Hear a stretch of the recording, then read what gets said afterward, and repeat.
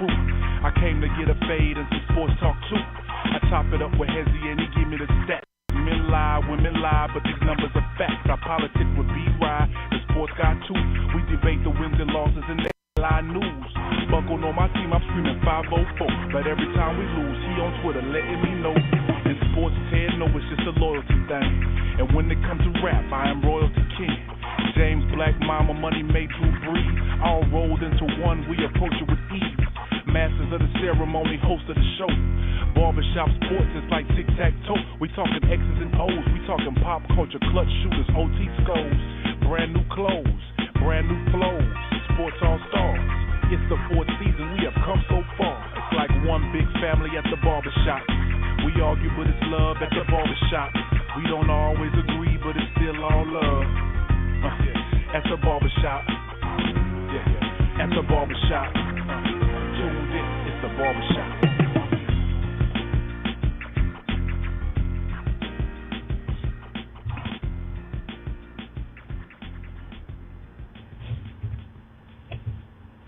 Ladies and gentlemen, all around the world, coast to coast, New York to LA, UK to New Zealand, what's really good?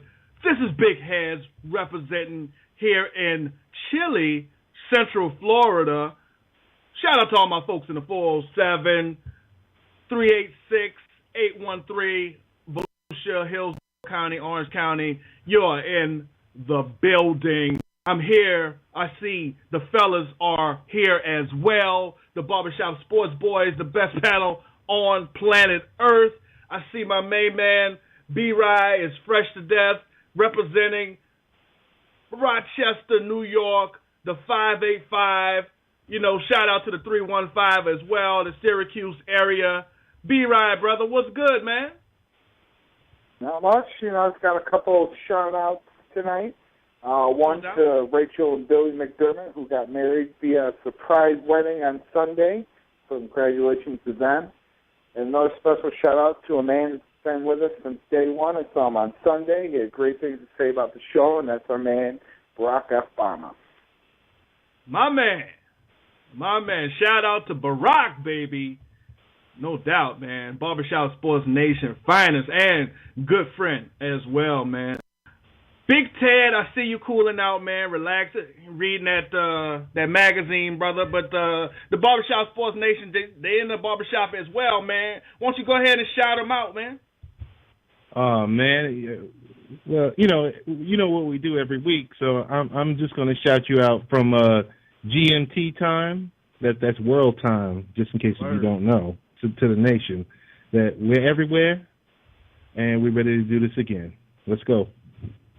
No doubt. And last but not least, we're going to bring it on back to Central Florida, Old Town. My main man filling in for Bucko Bruce, who is under the weather. Danny T is in the building. What's up, fam? What's up, team? Shout out, to my usual 704-980-336. Everybody up in the Carolinas, especially, Charlotte, Winston-Salem, Greensboro. You know who you are. No doubt. And I want to shout out all the networks that we are affiliated with, from Sports Jam Network to Starlight Radio, XRP over there in the UK, Excite, The Grind. I mean, the list, Big Ted, it just keeps getting bigger and bigger, man. You know what I'm saying? I-95. You know what I mean? It just keeps getting bigger, man. But I feel the love, man. But one thing, don't forget about the Renegades.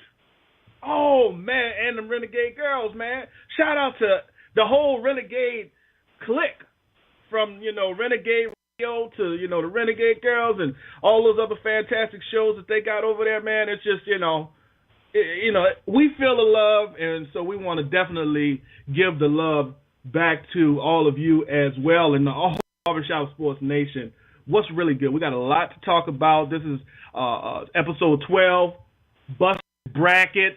You already know, Big Ted said we do this every week, every Wednesday night from 9 to 11. We're on Twitter, Barbershop Sports, Facebook, same thing. Home is barbershopsports.com. Home is some of the best blogs in sports and pop culture in the world today, so don't miss that. And if you want to jump in the barber seat while we're talking about the various topics, you can give us a call at 646-727-1963.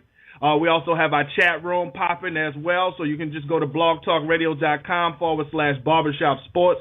Make it real easy to find us and jump on in the chat room. And if you got something to say on what we're talking about, let's get it in. That's what the barbershop is all about, man. And we got a lot of good stuff. I mean, I'm going ham tonight on some of this stuff that we got. But I want to give, before we, get on into all these fun topics, a special rest in peace shout out to Buffalo Bills owner Ralph Wilson, man, who passed away at the age of 95. I mean, this guy has been around football before, the merger, in the AFL days.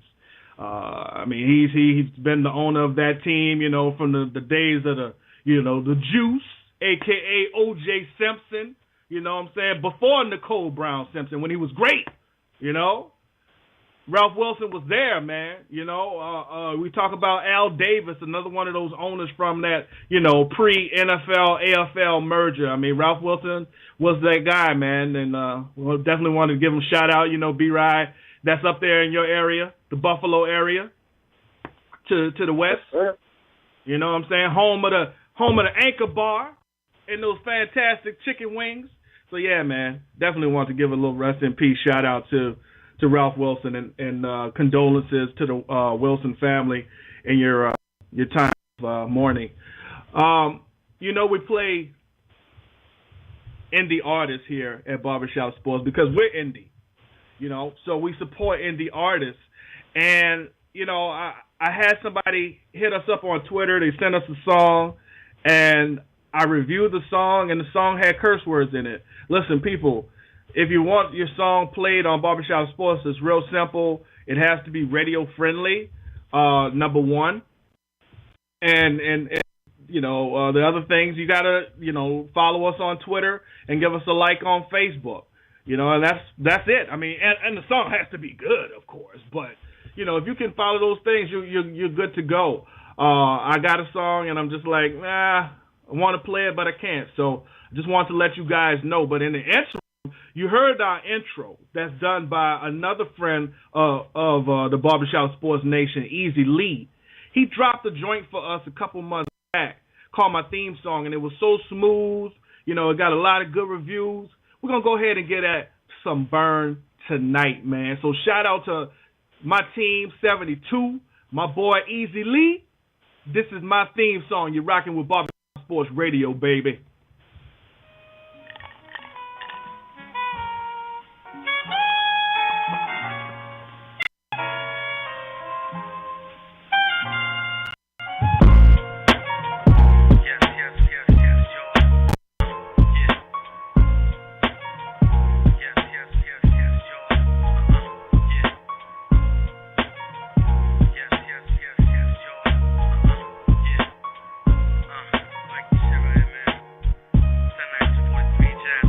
I'm in a handsome button down with the leather blazer. The vibe orchestrator, smooth operator. Controller of this universal worldwide megaphone. Like the they put silver on. Everything you need is right here, laid out. They style is played out. Look, this is for the grown and the sex. Collectors and the connoisseurs. Steak grillers and the herbivores. Truly yours, my theme song. Play it when I pull up, pull in. Super Sport Chevy Cranberry at the drive-in. Cute, thick troublemaker working for the cash. But all I got is jazz and I give it to her proper. Now she in love, barbed wire couldn't stop her. Blowing up my phone with pics saying she a and nothing but a tank top, no panties on. Caramel pin-ups, they turning me on. Right. Truly yours, my theme song. Truly yours, my theme song. Truly yours, my theme song.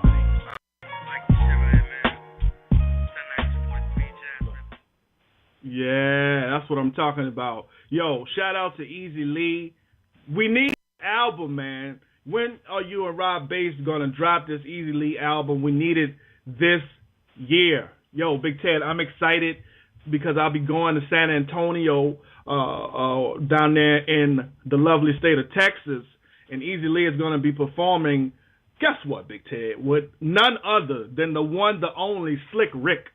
Easy Lee will be in the same building with Slick Rick. You heard what I said, man. Yes, sir. You know what I'm saying? So I'm really looking forward to getting down there and politicking down there in Texas and hanging with Easy Lee and, you know, hopefully getting a chance to meet Slick Rick, and maybe, you know, we could get Slick Rick on this barbershop, you know what I mean? So that's, you know, lots of things to be excited about. But, yo, I got in my car and I started driving for an unknown destination. I looked up, you know, as I'm driving down the interstate, and I saw the next exit was called Upset City.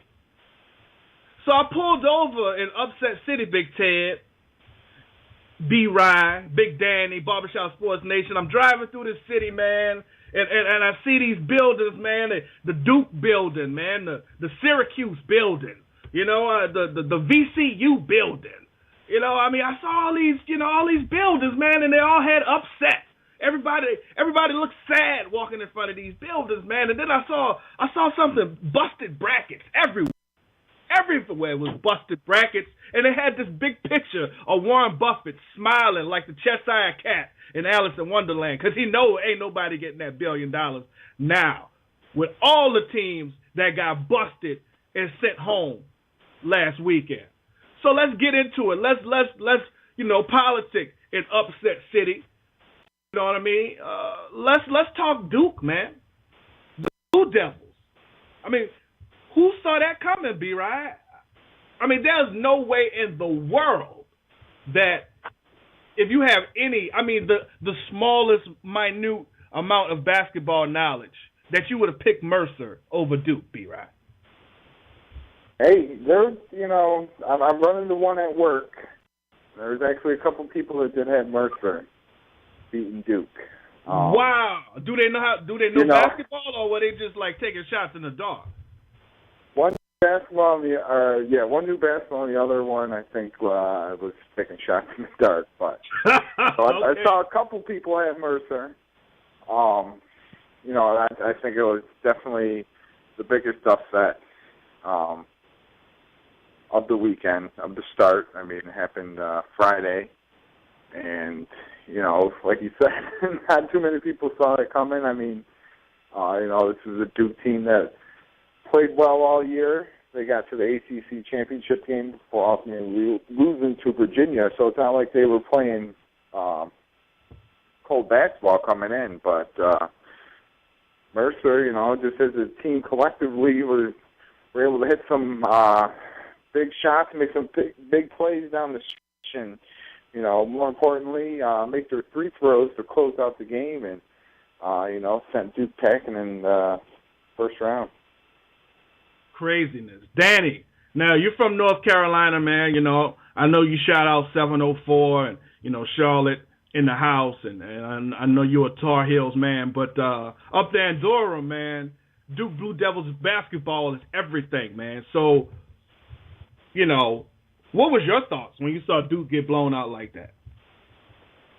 The funny thing was Duke hit, like, I think it was 17 three-pointers.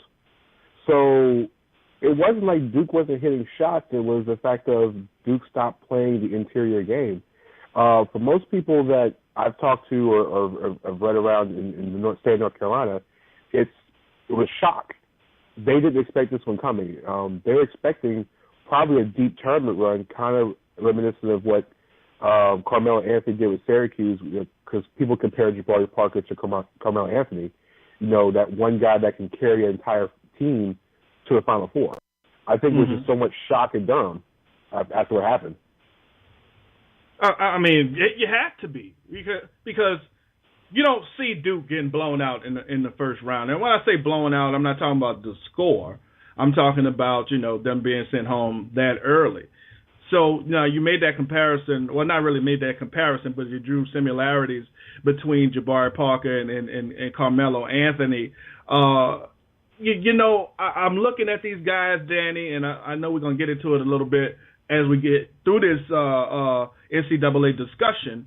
But, you know, I don't see, you know, Carmelo Anthony was one of those players that comes around every 10 years. Like LeBron James, the Kobe Bryants of the world and things of that nature. Those level players, Kevin Durant. I mean, these guys were. It was no doubt in your mind when you watched Carmelo Anthony at Syracuse that he was ready for the NBA. Absolutely.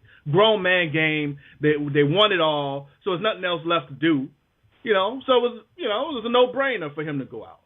But, let's talk about Jabari Parker, man. I mean, do you believe that this kid is ready to go right now?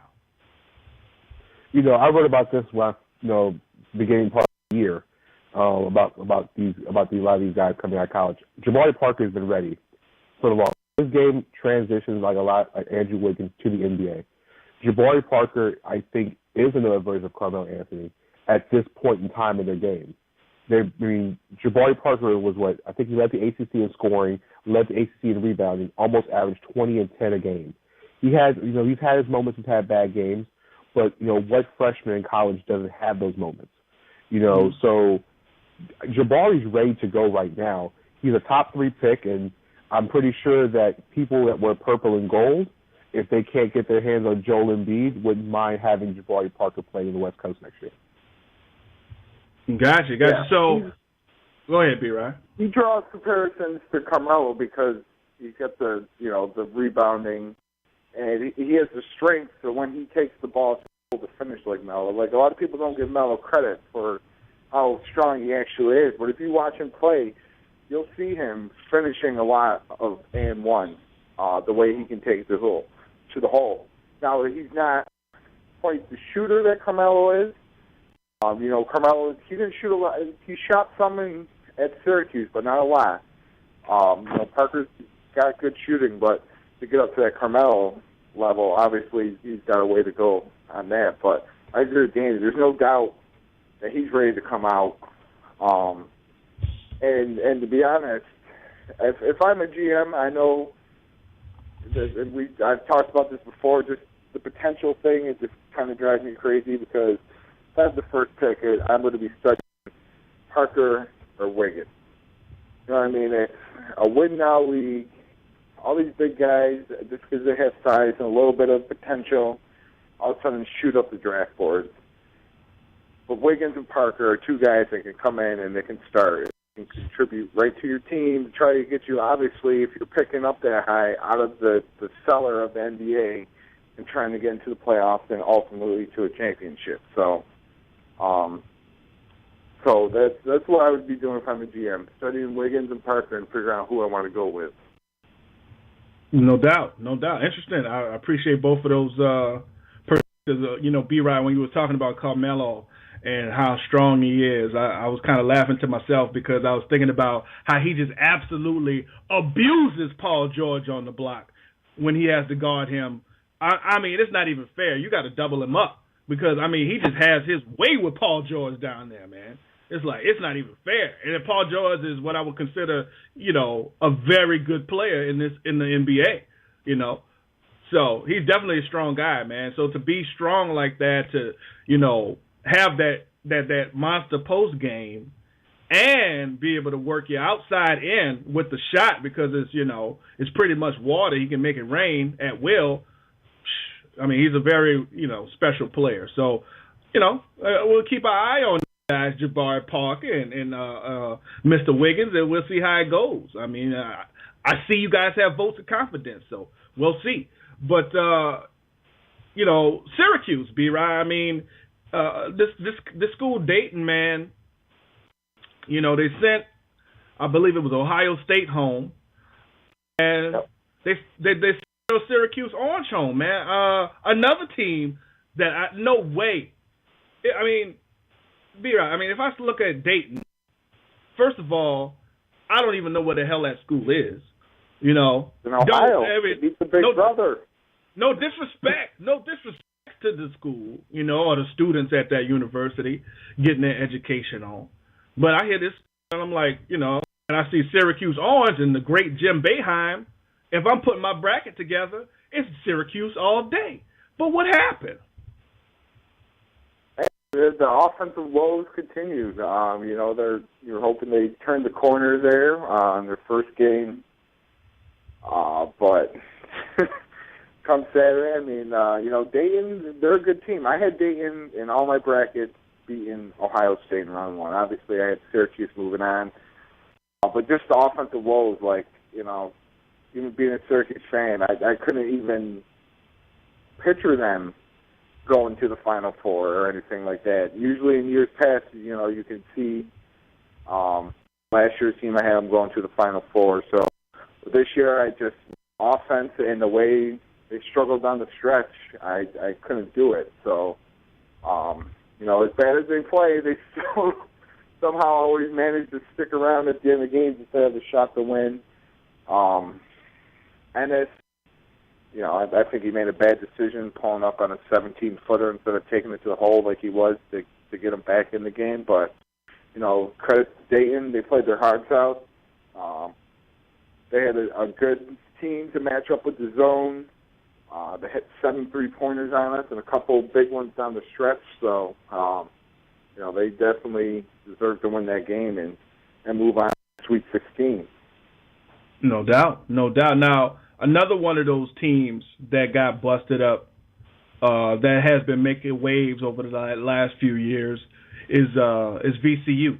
And, their head coach, Shaka Smart, has built a damn good basketball program down there in Richmond, Virginia. And, since they got busted out early, there's been talk and rumors about whether or not Shaka Smart should move on to, quote-unquote, greener pastures. Should he leave VCU and, go to maybe one of the bigger programs, or, should he stay there and, build his own masterpiece, if you will, and establish VCU as one of the, greater schools in college basketball. So, Big Danny, what are your thoughts, man? I mean, this guy's made a name for himself. He's got that 6-figure cush job. His family's comfortable in Richmond. Should he stay or should he go? I think, he's been one of the hottest named coaches over the last few years, and he's been very loyal to the university. So it's to the point where Shaka Smart has two choices.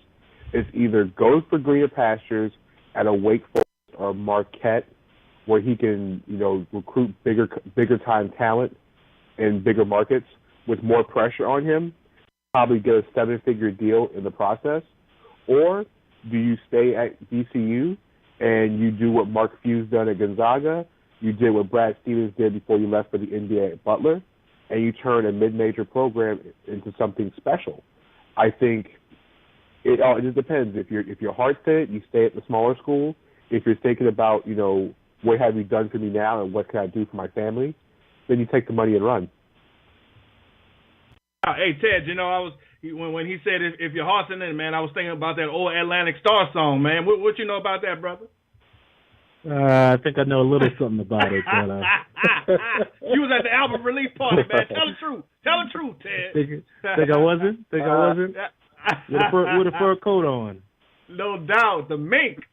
Standing next to Joe Namath. I saw you. I got the pictures, man. But, they got a fantastic matchup, state rivalry coming up this weekend with Louisville and Kentucky. Now, Barbershop Sports Nation, I'm going to be real with you, B-Ride, my brother. In that Kentucky versus Wichita State game, I was out pulling for the Shockers the whole time. I was going back and forth with Big Danny. Danny was saying they're gone first weekend. And not that I, question Danny or his, basketball expertise, but I really like this team. This was a good team. No stars, just, a well-coached team. They play defense well, and they execute. And I love that, as opposed to the one-and-done and one street ballers that John Calipari recruits, So, but, Kentucky ended up pulling it out. Now that they're going to be facing Russ Smith and Rick Coach Pitino, and those Louisville Cardinals, does either team have the upper hand, or is it pretty even, B-Ryan? I think going into the game on Friday night, I think they're pretty even. Shout out to Danny. He did call that upset. I'll give him props. I was able to catch, a replay of the game, and it was a great game. He, by far, played their best basketball game of the year. But I think they'd be able to beat Louisville. I know it's going to be for the second time this season if they're able to pull it off, but they need to play just as good this game and play how they play against Wichita State. And that's the one question mark I have coming into it. Louisville got hot at the end of the year, and they started running off those games and really started clicking.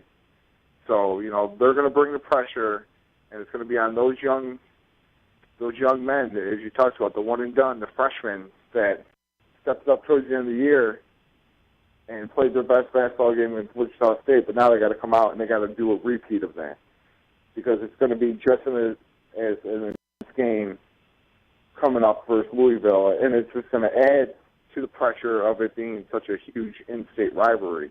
So I can't really say either team's going to have an upper hand, but it's going to be one of the best games this weekend, and it's one I'm looking forward. But like I said, I don't know if Kentucky can pull off a game like they just had, to where they keep down the turnovers, especially with the Louisville press that gets after you, and Russ Smith right now, he's playing out of his mind. He's he's taking over this team, and he's hitting shots left and right. So it should be a great game, and like I said, neither team really has the upper hand, but a lot of pressure on both teams coming into this game. Oh, yeah. Both of those teams, they like to press and get up and down the court. I love the passion of, oh, my goodness, Danny, help me with this guy's name. Montrell, the guy plays for Louisville. Big guy. I think it's Hazel was his last name. The big guy, 24. Yeah. Big body guy. Yeah. Yes, the passion that he plays with. Thanks for that, by the way. I love that guy's passion. I got to see flashes of grown man game from Julius Randle on the other side with those Kentucky Wildcats, and it's gonna be a barn burner. Like I said, man, that's in state. They down the road from each other, so to speak. And these schools know each other well. Coach Rick Pitino knows Coach Calipari well. These are two of the biggest names as far as coaches go in college basketball. So they're going to have both of their squads ready. That is going to be one. If you in this March Madness swing like the rest of us, you're definitely going to want to catch that game. Now the teams that blew out people and in the first round, you got Dayton there, B-Rye. You got Tennessee hanging in there, and you got Stanford, surprisingly, who's in the mix. Now, out of these three teams, we'll go to this Elite Eight. Which of these teams can emerge to be in the Final Four? I would have to say with the way that they're playing right now, and the matchup would be Tennessee. They got a game coming up with Michigan. They match up well. They've been playing great basketball as of late. They had a big comeback and overtime win versus Iowa. In the playing game, to get them to play UMass, where they handled UMass, the 6th seed, pretty handily the whole game, and were able to crush Mercer's Cinderella dreams on Sunday. So, Stokes has been playing great for Tennessee. I think they match up well with Michigan. Michigan's one of those teams that can sometimes rely too much on their three-point ball, especially, having the Big Ten Player of the Year, Nick Stauskas out there. So I think if they can isolate him, just have him have an off game to where he's not, dropping 5 to 7 3-pointers or something like that, Tennessee has a really big shot to win this. Beat Michigan and go on to play the winner of Kentucky and Louisville. Kentucky would be another, SEC game. And, Louisville, like I said, the way Tennessee's playing, they match up really well with anyone right now. Stanford and Dayton, they were playing great. They got to the Sweet 16. Stanford really handled Kansas Sunday, sent them packing. And, one of those two teams obviously is going to go in the Elite Eight, but now they got to go up against Florida, who, is the most complete team in this tournament. A lot of people thought, the way Pitt handled Colorado, that Pitt was going to, give Florida some fits and really struggled. And it was tough, especially the first half was really tough for Florida, but they were able to pull out the second half and win pretty handily. So I think whoever, Stanford or Dayton, whoever wins that game is probably going to lose to Florida, so they won't be making the Final Four. But, Tennessee, they got a shot versus, Kentucky or Louisville. So I got to go with Tennessee having, at least, the best chance out of those three teams as a double-digit seed to make it into the Final Four. No doubt. A shout out to SEC basketball, man. Representing. They was, hating on the SEC, man. I ain't out of basketball conference, but look, hey, man, they in the house, man. So shout out to SEC basketball. This tournament, just all of my folks that's got their busted ass brackets right now, just because Jabari Parker, Wiggins, and Doug McDermott, all of these high flying, making it rain in the gym type of players are not there. This tournament is still very exciting, and it's very watchable. So don't tune out now, because it's going to get better and better as the better teams get rid of the weaker teams. It's going to be fun, man. So please tune in this weekend, because it's going to be a blast. Now, the state of your brackets. Big Ted, what's your bracket looking like, brother? Is it busted? Going. That's what it sounds like. You should put in the sound effect. Oh, man. Goodness gracious. I'm done. Oh, man. So you said your bracket is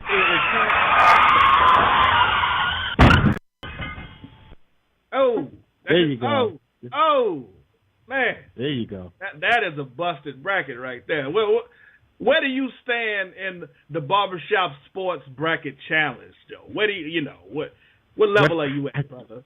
I think I was like right in the middle, dangling around the middle, just still respectable, above Bucko. Hey, that's no surprise.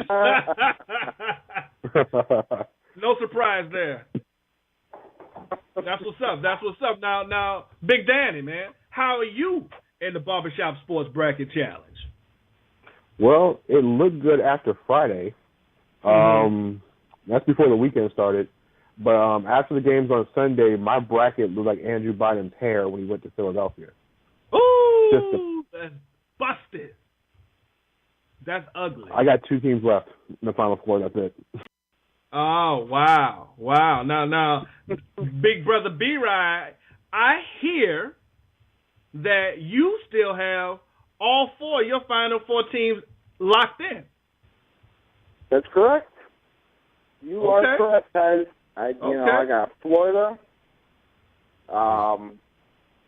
Arizona, Michigan State, and Louisville. So coming into the games tomorrow night in Sweet 16, all four of them are still alive.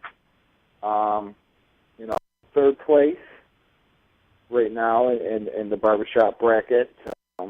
That Kentucky-Wichita State game is the one that hurt me this weekend. But like I said, still alive, still got the champion in the Final 14.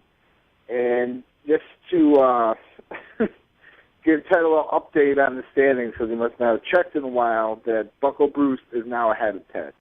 So, short-lived, Ted. It was short-lived. I'm sorry, but it didn't last that long.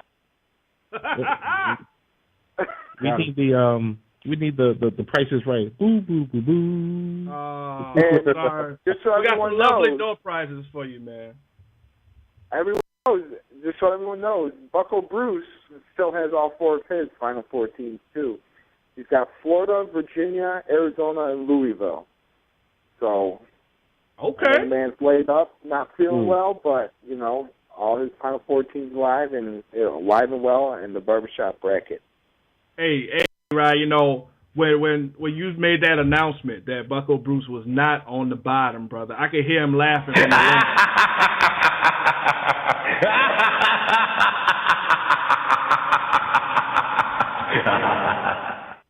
He was laughing all the way from Atlanta, man. He is not on the bottom. I mean, every fantasy sport that we play, for some reason in the barbershop sports leagues, Bucko is scraping the bottom of the barrel, but that's what's up. I'm happy to hear that, man. So that's what's up, man. And hopefully the rest of you out there in Barbershop Sports Nation, you know, have a few Final Four teams, and like you might not have won Warren Buffett's $1 billion, but you know, you may be playing some of these round by round competitions that they got out there where you can still win some cash. So hopefully you got your Final Four teams rolling, and you know, we get into this weekend and let them play it out, and we'll see how everything goes. Now, up next, Barbershop Sports Nation, we're going to be talking NFL free agency, Michael Vick, Sanchez, Dirty Sanchez, or butt fumble, whatever you want to call him, and more. And just before we go to this commercial break, Big Danny, I want you to know that I did not forget about your North Carolina Tar Heels getting spanked. Yeah, we talked about Duke, but I did not forget about that. And I want to shout out DeAndre Kane of Iowa State for playing a grown man game. That boy balled out of control that game. And I never heard of this kid before, but he had one of those types of games that make you pay attention. So shout out to DeAndre Kane and Iowa State, man. But stay tuned. We'll be right back after this commercial break. Barbershop Sports recommends card service professionals to all our listeners who accept credit cards at their businesses. The lowest rates and fees and guaranteed savings. No hidden or junk fees ever.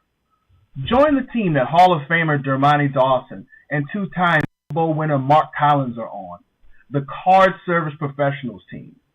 For a free, no-obligation quote, please call Jamie at 859-576-0772 or go to their site at www.cardserviceprofessionals.com and fill out an online application. No doubt. So shout out to the sponsor, Card Service Professionals. So now that we got that business out of the way, Ted, I know you've been waiting for this, man. Anytime we get a chance to talk Jets in Barbershop, even though you left the Jets nation and jumped on the Seahawks bandwagon, posing in Russell Wilson jersey and everything. Joe Namath just, sick to the stomach. Fireman Ed quit on you. But we're going to talk Jets for a little bit because Michael Vick has gone to the New York Jets, and as I sat in the barbershop yesterday, shout out to my barber Jose, getting the brother fresh. I'm watching ESPN, and I'm looking at Rex Ryan. And you want to talk about the spin cycle. Let me tell you something. Fox News, who has defined the spin cycle, had nothing on Rex Ryan for those 30 seconds, 60 seconds, when he was talking about the competition, and let me tell you, Barbershop Sports Nation, I'm putting quotes around the word competition between Geno Smith and Michael Vick for the starting job. Come on, son. There's no competition. Geno Smith sucks. So, Ted, help me out with the spin cycle, brother. Where do you need me to start? I mean, is it the fact that the month of March, we're at the tail end of it, April is almost around the corner, and what are we talking about? We're talking about the Jets. Not the Bucks, not the Saints, not the Bills, not the Dolphins or Falcons or even the Super Bowl champion, my Super Bowl champion Seahawks. Oh, my God. You're killing me. You're killing me. We are talking about... Really? We're talking about the Jets. It seems like the worldwide leader in every other station, out there wants to talk about the Jets. And what do they do every year? They grab all the back pages. And this is what they did once again by John Edzik signing Michael Vick. So they made that splashy, page. Everyone's talking about it. You got Rex spinning it like no one else has spun it before. I think last year he was spinning it about the tattoo and the competition, and you notice the key word is that it seems like the new word in Webster's dictionary is competition, because whenever you hear a Jet official talk about it, they use that word at least within a 30-second segment at least 4 or 5 times. So did the Jets win the headlines in March? Yes, they did. Did they win the Super Bowl in March? Yes, they did. But it really doesn't count because, Vic is a great man. He's had his issues in the past. He's been exonerated and everything else like that. But we all know that Vic has a problem with remaining healthy during the season because that reckless play, from a few years ago when he was with the Falcons, he's about, 7 or 8 years removed from that. So, the Jets are being methodical because of their GM, Idzik. He's on a boatload of money. And, what else can we say? Rex is out there talking about, I don't think there's no way Geno can be beat. Come on now. Geno overachieved with what he had last year. I'll give him that much credit. He made do with what he had. Like, when he looked bad, he really looked bad. So I really don't know what they're going to do because they're not totally complete. They got a great number 2 receiver who's masquerading with a number 1 receiver salary. No, this is not, what's his name, Mike Wallace from the Miami Dolphins that I'm talking about. I'm talking about Eric Decker, and we got to see. He still fill a lot of different pieces, a lot of different holes, and that offensive line has to stand up to have Vic out there for more than 4 games. Early prediction is Vic is going to be there for about 4 or 5 games as the starter before he gets hurt, and then it goes to Geno and everything else like that. I think last year about this time I started predicting Jets at 8-8. I'm thinking Jets this year. If they go 8-8, Rex gets fired, but I don't foresee them making the playoffs. So, you know what? I'll finish it with this. In essence, Vic was traded for Sanchez. Gotcha. So well, no, go ahead. Go ahead, bro. Finish your thought. No. I was just saying, and I'll take that trade 10 out of 10 times. Oh, absolutely. But let me just say something to Sanchez credit, which I won't give him much because he doesn't deserve much. But had Sanchez been healthy going into the season last year, that wouldn't have been a competition either. So that gets to understand my opinion of Geno Smith. I'm not going to quote an exact stat line, B-Ride, but if I said 4 quarters of a football game was played and you looked at the stat line and saw yards passing and 3 receptions, that's similar to a Geno Smith stat line. Now, I just got a question for Ted. Is with bringing Michael Vick in, yes, he's injury prone and all that, and, saying no competition, all that BS, but is this not even going to hinder the development even more of Geno Smith? I mean, you spent a second-round pick on him. Kind of just by default got thrown into the Wolves last year. And, to Geno's credit, he did have some good games, especially on a Jets team that lacked firepower. So, I mean, what's this going to do to, we've seen how important a quarterback's confidence is. I think it's going to hurt Geno Smith more having Michael Vick there than it will help him. I just want to hear what Ted has to say about that. B-Rye, I agree with you, but with this administration now, under Izik's reign, he's not, Geno's not his guy. So he's not married to Geno like how a Tannenbaum or I think it's a totally different scenario from last year. I really do, because it's different. If he was the first round, then I think the expectations were totally wrong, because last year there was so much talk about Geno going in the first round, and when he dipped to the second round, and then at the same time, once that whole, the BS competition started, Geno and every other quarterback is going to be judged based off of everyone's short memory of Luck, RG3, and the Super Bowl champion Russell Wilson, and it's I don't know if it's going to help him or not. We've got to see it, but I think Geno is on the shortest leash ever. He is on the shortest leash, and we're going to come draft night if the Jets pick a QB, then that's your answer. Yeah, no, that's a good point. I tell you one thing, brother.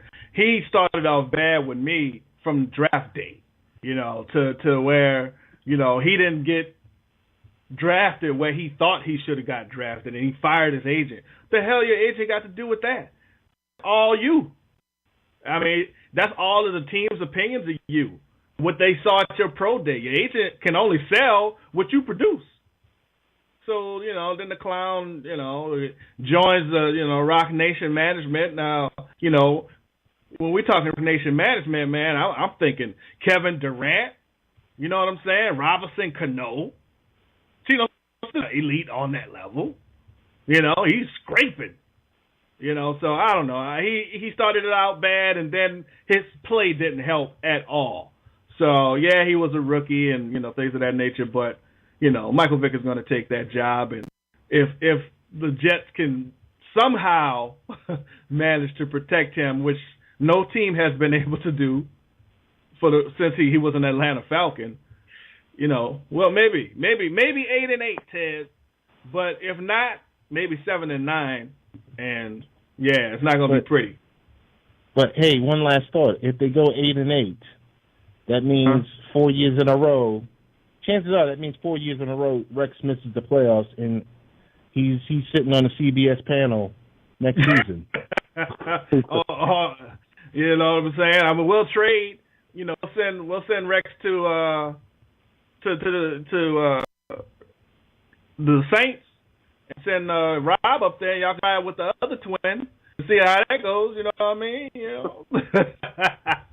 Nah, but seriously, man. One more thing. What's up, One more brother? thing before we move on. Since, Ted likes to call out his favorite player from Miami all the time, being Mike Wallace, I will put up a rack of ribs that Mike Wallace will have a better year than Eric Decker this year. Uh-oh. Mm. Uh-oh. Ted, you taking that bet, man? Yeah, I'm going to take it. I'm going to take it. I got to take it. Woo. I got to take it. All right. A dynamite. We'll take Decker it. against Wallace. Head to head. All right. Gotcha. That's what's up. What about this Deshaun Jackson guy down there in Philly, man? You know, Sanchez is there. He's beginning his career as a career backup, where you know that's where he's going to stay most likely because he doesn't have a shot in hell to take that job from Nick Foles.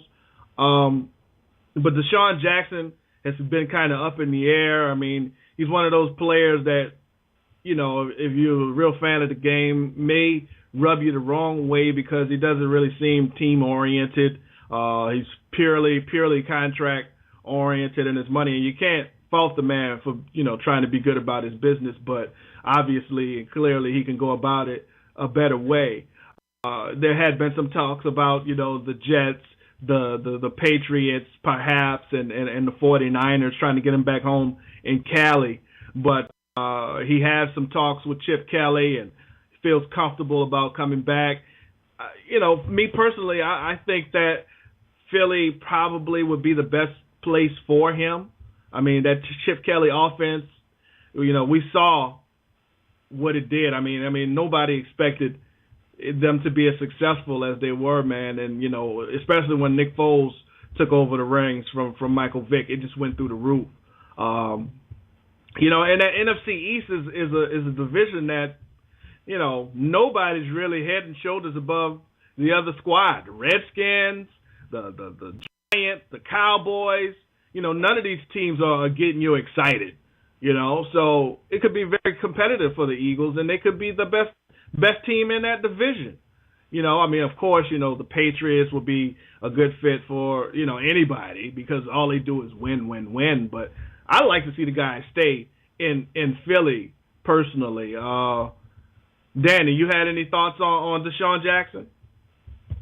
You know what? I think in Deshaun's defense, he better not go to New York. I think that as long as he doesn't end up with the Jets, I think staying in Philadelphia is his best option. I mean, if you get Nick Foles healthy for a full year, you have him, Riley Cooper, you have Jeremy Maclin coming back, Brent Selleck coming back from injury, Shady McCoy. You're in an offense that's going to be tailor-made to be explosive. Now, if you end up in some place like playing for New York, for example, with an unquarterback situation, if you ask Rex Ryan, but you're dealing with either Michael Vick, who could be very erratic, or you're dealing with Geno Smith, who we already know is erratic, even though you have Eric Decker on the other side of the field. You know, unless San Francisco comes calling or Seattle comes calling, you got to go back to Philadelphia. You got to make amends with Chip Kelly, and you got to get it to work that way. But yeah. I just want to jump in. And say, I don't think his issues with Kelly or whomever. The issue is, once again, he signed a contract a year ago, 2 years ago, like a 4-year, $48 million contract, and then, I mean, granted, he draws two defenders. He's getting, you know, 1,300 yards in receiving. So, I mean, he's worth it.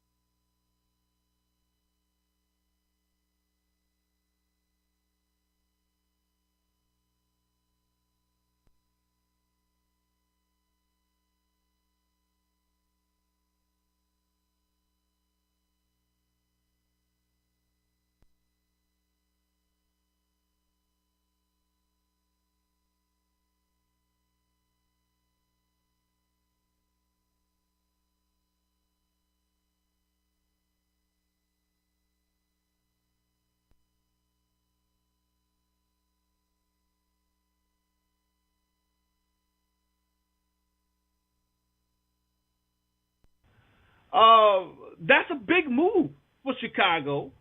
And Trestman is trying to build that program down there. And one of the things you have to do in this league is get after the quarterback. Because when you get to, defending against quarterbacks on the level like Ted mentioned, Breeze, Manning, Brady, those are all rhythm quarterbacks. Aaron Rodgers, the only way you throw those masters of the universe off is you got to disrupt the rhythm, and you got to have a guy like Jared Allen. So big news. Congratulations to Jared Allen making moves. But they still got a lot of other big names out there that have not signed with teams. One of the names that stands out to me is Maurice Jones-Drew, formerly of the Jacksonville Jaguars. It's no brainer he's not going back there because they're not going anywhere anytime soon. So B-Rod, the guy still got some stuff left in the tank. He can still get it done. A lot of teams in the NFL have switched to this running back by committee, 2 running backs or more, so he doesn't have to be, that every down horse. B-Rod, what's the best place for MJD to go, brother? Well, he's got things narrowed down to 4 teams right now.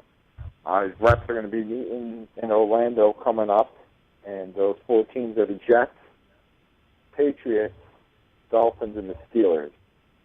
All teams that need another running back. The Jets, they got Chris Ivory and Blaine Powell. Ivory had some really good games from last year, as did Powell, but on a consistency basis, they really didn't do much for the Jets.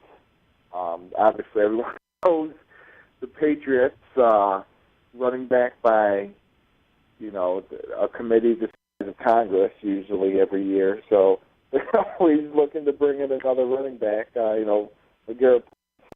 So they're looking to fill his spot with Stephen Ridley last year. After his breakout year, had a very disappointing year. Struggled holding on to the ball. Shane Vereen was injured, came back, had a couple of games, but then he started not really showing up.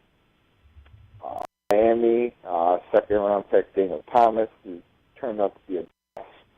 Lamar Miller, I don't think the jury's still out on him, but to bring in Bruce Jones-Drew and team him up there, give him a nice 1-2 punch. And same thing with Pittsburgh. Levon Bell was injured for 6 weeks, and he came on and he played great for the Steelers. But to give him a blow and have a guy like Jones-Drew would also benefit the Steelers to have that one combo in the back because, Steelers were known for quite a while for their smash mouth football. And the last couple of years really hasn't been there. I know Bell was injured, like I said, in the beginning of the season. They're able to start going back, and that's when they started to win more games.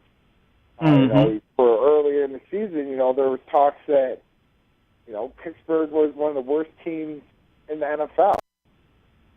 But, they got back. They started feeding Bell, and they were able to get back and start winning some games. So, obviously with the Bell's offense for, Big Ben and everything to open up the field for Antonio Brown, you need a back like Bell, but then also you need another running back because, like you said, it's all by committee now. So to be able to interchange Bell and Maurice Jones-Drew would be huge for the Steelers also.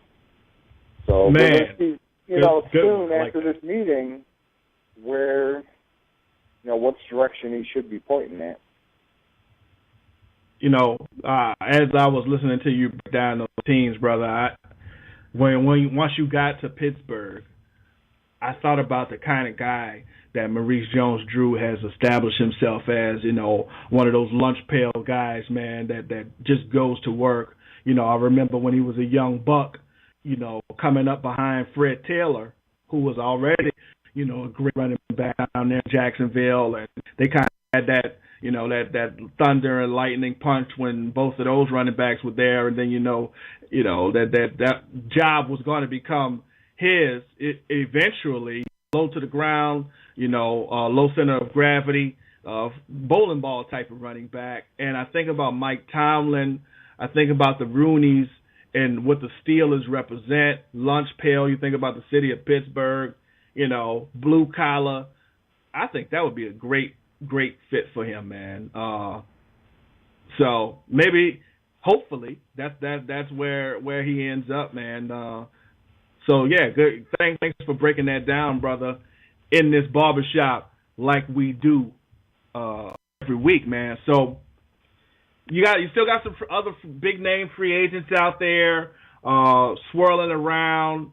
We're gonna, be constantly talking about them via Barbershop Sports Media. So stay tuned to our Facebook page. Stay tuned to our Twitter account. It's always fresh and hot with latest and greatest in the world of sports and pop culture. So you definitely want to go to the Facebook page and give us a like and a follow on Twitter, +1 on Google+. I've been, it's pop culture time, and I mean, there's a lot of funny stuff going on right now, ladies and gentlemen. One of the things that Barbershop Sports Media showed to the nation was former Rockefeller Records executive Damon Dash from Harlem, New York. Ted. Now, first of all, Ted, help me out, brother. I know you hail out of Queens and you holding it down in Long Island, but word on the street is that people from Harlem are extremely cocky. Is that true? It depends on what part of Harlem you're talking about, and it also depends on the era. You're talking about 70s, 80s, 90s. You're talking about gentrified Harlem now, or you're talking about when it was the hood. Yeah, let's go back to 125 and Broadway, man. All right. So we're talking about Apollo or whatever like that. I mean, is there a level of arrogance or whatever? I mean, there's kindness, yeah. Mm-hmm. There definitely is. I mean, it's like there's an edge to it. So it's yeah. I mean, any way you want to take it. They're from the people from Harlem, and I want to let you know that I was born and raised in Harlem. Oh, okay. So that's where you get that. So just to branch it out a little bit further, but there is a level. There is a level up there, even more now because it's a totally different place. It's a totally different place, but yeah. I mean, I think Dame and I think Dipset and the rest of those folks, kind of what you saw is what you get, and not much of it was an act. It was pretty much. It was pretty. They was playing themselves. Gotcha. Yeah. Gotcha. Now, two things, or maybe one thing, I should say, is happening, both involving Dipset and Dame Dash. They ain't selling no damn records. All right? Nope. Ain't nobody trying to hear Cameron. Ain't nobody trying to hear Joel Santana. I don't know where the hell Jim Jones is. I think he was on some reality show for a while. Freaky Z. Nobody cares. All right? Nope. So I see Dame Dash looking very ragged and rugged, coming out of the courthouse. He's involved in a $1 million lawsuit that was filed by his baby moms, who alleges that he falsely had her arrested during the custody battle. So, and he's had all kind of money issues since being kicked out of Rock Nation, pretty much. And Jay-Z completely took it over. He's been hurting for paper. If I'm not mistaken, Big Ted, the IRS came in and invaded one of his homes and took jewelry out. It ain't been good for Dame, man. So it's a lot of things going on. And these reporters from New York Daily News are following him, asking him questions. And it was just one of those classic, Jim Mora, Denny Green, those moments, you can't make this stuff up. And he talks to these reporters. He's recording them with his iPhone. Why he's recording them with his iPhone, I have no idea. But he made some points. He said, how come you never talk about positive stuff? Is it because I'm black? Is it because you're Republican? Oh, I can't bring a resume. When you come in the court case, you don't, you talk about the history of what you've written before. How come you speak the good stuff? Why don't you guys ever write good stuff about a black man? And there's some truth to some of that stuff, Big Ted. But coming from the source that it was coming from, I just can't get with it, man. I can't get with it. Nah, because you do remember during the the whole Rockefeller record stage, that era in the mid-90s, where you saw Dame in every video dancing around with Armandale vodka bottles in his hand and pouring it everywhere, and money is not a thing, and all this other stuff like that. It's a different world now. It's a different world because the money train left. Mm-hmm. The payday left. And where he was Rockefeller co-CEO or COO, whatever C-level status he was, that all dried up, and with the split. And you could see from that the time that when he sold his piece of Rockefeller and everything, and however that went down, because none of us were in the room, but whatever business deals or because a lot of people were looking at him as if he was someone who's business savvy, but we saw very quickly that money, that $10 million or $15 million, whatever was made from the deal, quickly dried up through bad deals, through properties purchased that either monies weren't paid or whatever the case it was. That his ribs are touching. That's the one thing I noticed. Like a mug. Video. like a mug. I mean, I'm nosy, man. So I go to Celebrity Net Worth all the time, man, just to kind of get an idea, get some inspiration, what have you. Call it what you want. And I'm looking at Damon Dash Net Worth right here on CelebrityNetWorth.com, and it says negative $2 million. I don't even know how you can get negative $2 million. But taxes, baby, taxes.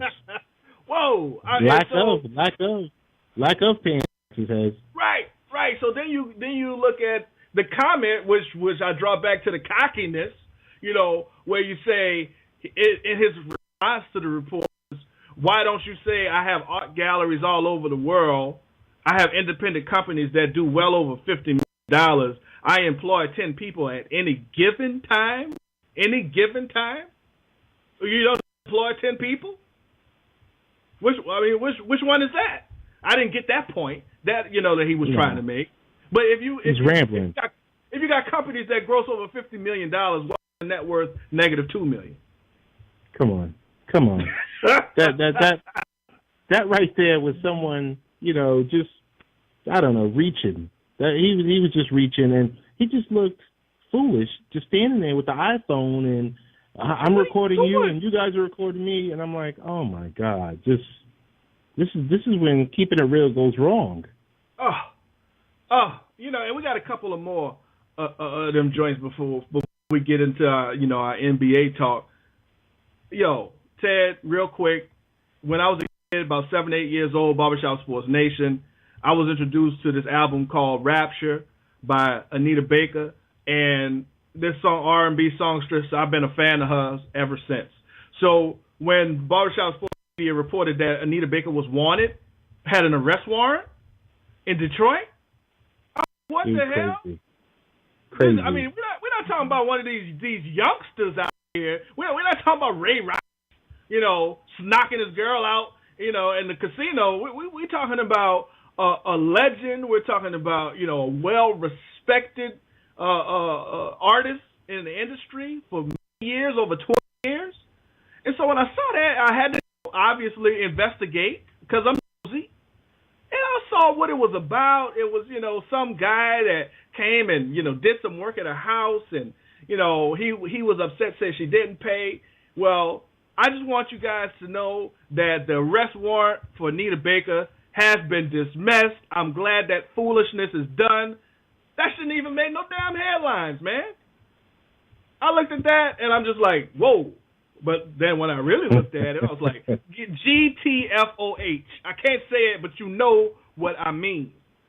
Yep. The other thing I want to shout out is a cult classic, Napoleon Dynamite, 10-year anniversary. Man, I am getting old, and Napoleon Dynamite is 10 years old, man.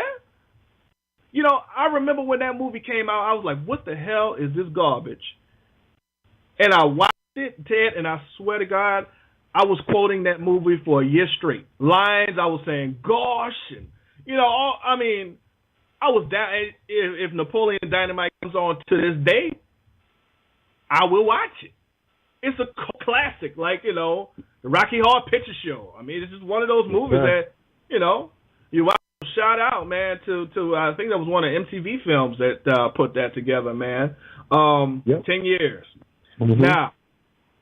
Now this is something that warrants, you know, discussed in the pop culture segment. Columbus Short, who plays Harrison on Scandal on NBC, man, he got into a barroom brawl in the last couple of days, Ted. When I tell you he beat this dude up, they got a character that plays that they on that show called Huck, who, you know, he's kind of like a special ops guy. He's kind of crazy. He wants to torture people, you know. Well, I thought that Columbus Short was playing Huck, but in real life, he got into it with a guy, and I don't know why people, you know, on this level let these people get to them, but, you know, without quoting the guy exactly, basically the guy says, you guys, you know, brag off of your money. Me, I don't need money. My girls buy me everything I need, including your wife. Now, Columbus Short has just recently been, you know, divorced, and that hit him in a special place, Big Ted.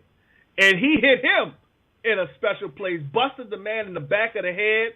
Ladies and gentlemen, you can go to TMZ, look up Columbus Short Ballroom Brawl, or throw it in Google. The guy has filmed himself all busted up, teeth missing, chin split open. It was ugly. It was ugly. But to that I say be careful what you wish for, because you never know. You never know. Columbus busted him up. Now, obviously, he's probably going to get sued for it, obviously, because if he's getting sued for this, and he legitimately busted this dude up, this other foolishness that's going on with this guy trying to sue Shaq is ridiculous. I don't know if you guys are familiar with this story, but there's a guy that works at TNT Studios that's trying to press criminal charges against Shaq for horseplay. Now, if you watch Inside the NBA, like I do, I'm a big fan of Charles, Kenny, Ernie, and Shaq, and they horseplay all the time. You can look up videos of Charles tackling Shaq tackling Charles. There's this old guy with no teeth in his mouth named Kevin who threw a basketball at the back of Shaq's head and put him in the Cobra clutch. You know, Ernie even got in on the mix and busted Shaq upside the head with a chair and a bottle. That's how they roll it inside the NBA. And so this guy, I guess the guy said Shaq fell on him. His back is out of whack. He needs surgery. Ted, GTFOH with that foolishness. Yeah, man. I mean, everything that I've ever heard about Shaq from unrelated people has always been good. Shaq is very giving from what I understand. And so to see this mess is just like, come on, man. Get over it, brother. This is going nowhere. There's no criminal charges have been filed. So it's just, you know, it's just one of those sad things.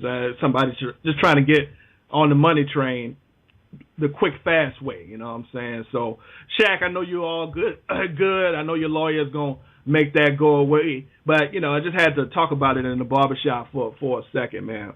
Now, we have Westbrook with another freaking knee injury. What are the Thunder going to do with this guy, man? I mean, you know, he just can't seem to keep it together. We're going to be talking about Russell Westbrook. We're going to be talking Heat Pacers in a second, right after this commercial break. Join Barbershop Sports in beautiful Plata down in the Dominican Republic for the 7th annual Memorial Day Getaway. The event runs from May 22nd through the 27th and will be hosted by Lance Gross of NBC's Crisis and Big Tigger of V103 FM Atlanta. For more info, go to www.dominicangetaway.com. We hope to see you there. Yes, we do hope to see you down in the Dominican Republic. Barbershop Sports will be on the scene, talking to Dominican baseball players. We're trying to round them up now. We're trying to get a Big Tigger to come into the barbershop and talk about it. Lance Gross of NBC's Crisis to come through the barbershop and others. So it's going to be fun. We want to see you there. Once again, go to DominicanGetaway.com to look that up and see how you can get down there. Now, Russell Westbrook, Danny, knee surgeries. He's a guy that in his game, he wants to be the alpha dog, but he plays on a team with an alpha dog. So he tries to play Robin, but he really wants to be Batman. The real alpha dog in Kevin Durant has shown that he can carry this team. So with this third knee injury, what kind of thoughts do you have on Russell Westbrook's future with the Thunder? Well, the good news is that it wasn't nothing major, but it sent out shockwaves and alarms throughout the entire Thunder organization because he was already on a minute restriction, and it was to the point where he's not playing back-to-backs the rest of the year. He banged knees with Kyle Lowry, and it scared the entire franchise. Now it's to the point where Reggie Jackson's been playing some tremendous basketball over the last few weeks. He had a second consecutive double-double last night, 13 points. He had 13 points, 11 assists. He had 25 and 11 rebounds tonight. Westbrook goes down. So they're getting much more better production out of Jackson than they thought they would, and he seems to be that type of player that doesn't have to have the ball in his hands other than Westbrook. So it might be time for the Thunder to shop Westbrook while he still has, some tread left on the tires, but it's kind of hard to trade one of the top 5 players in the NBA when healthy. A guy like Westbrook is kind of a hard guy to replace. So I think that Sam Presti, those guys in Oklahoma City, are scared. Yeah. I mean, thankfully, it wasn't anything major. Jackson has been playing great. Ever since I first saw him step on the court, really, I loved his heart. You know what I'm saying? Yeah, I'm coming off the bench, but I'm going to give him my all while I'm in the game.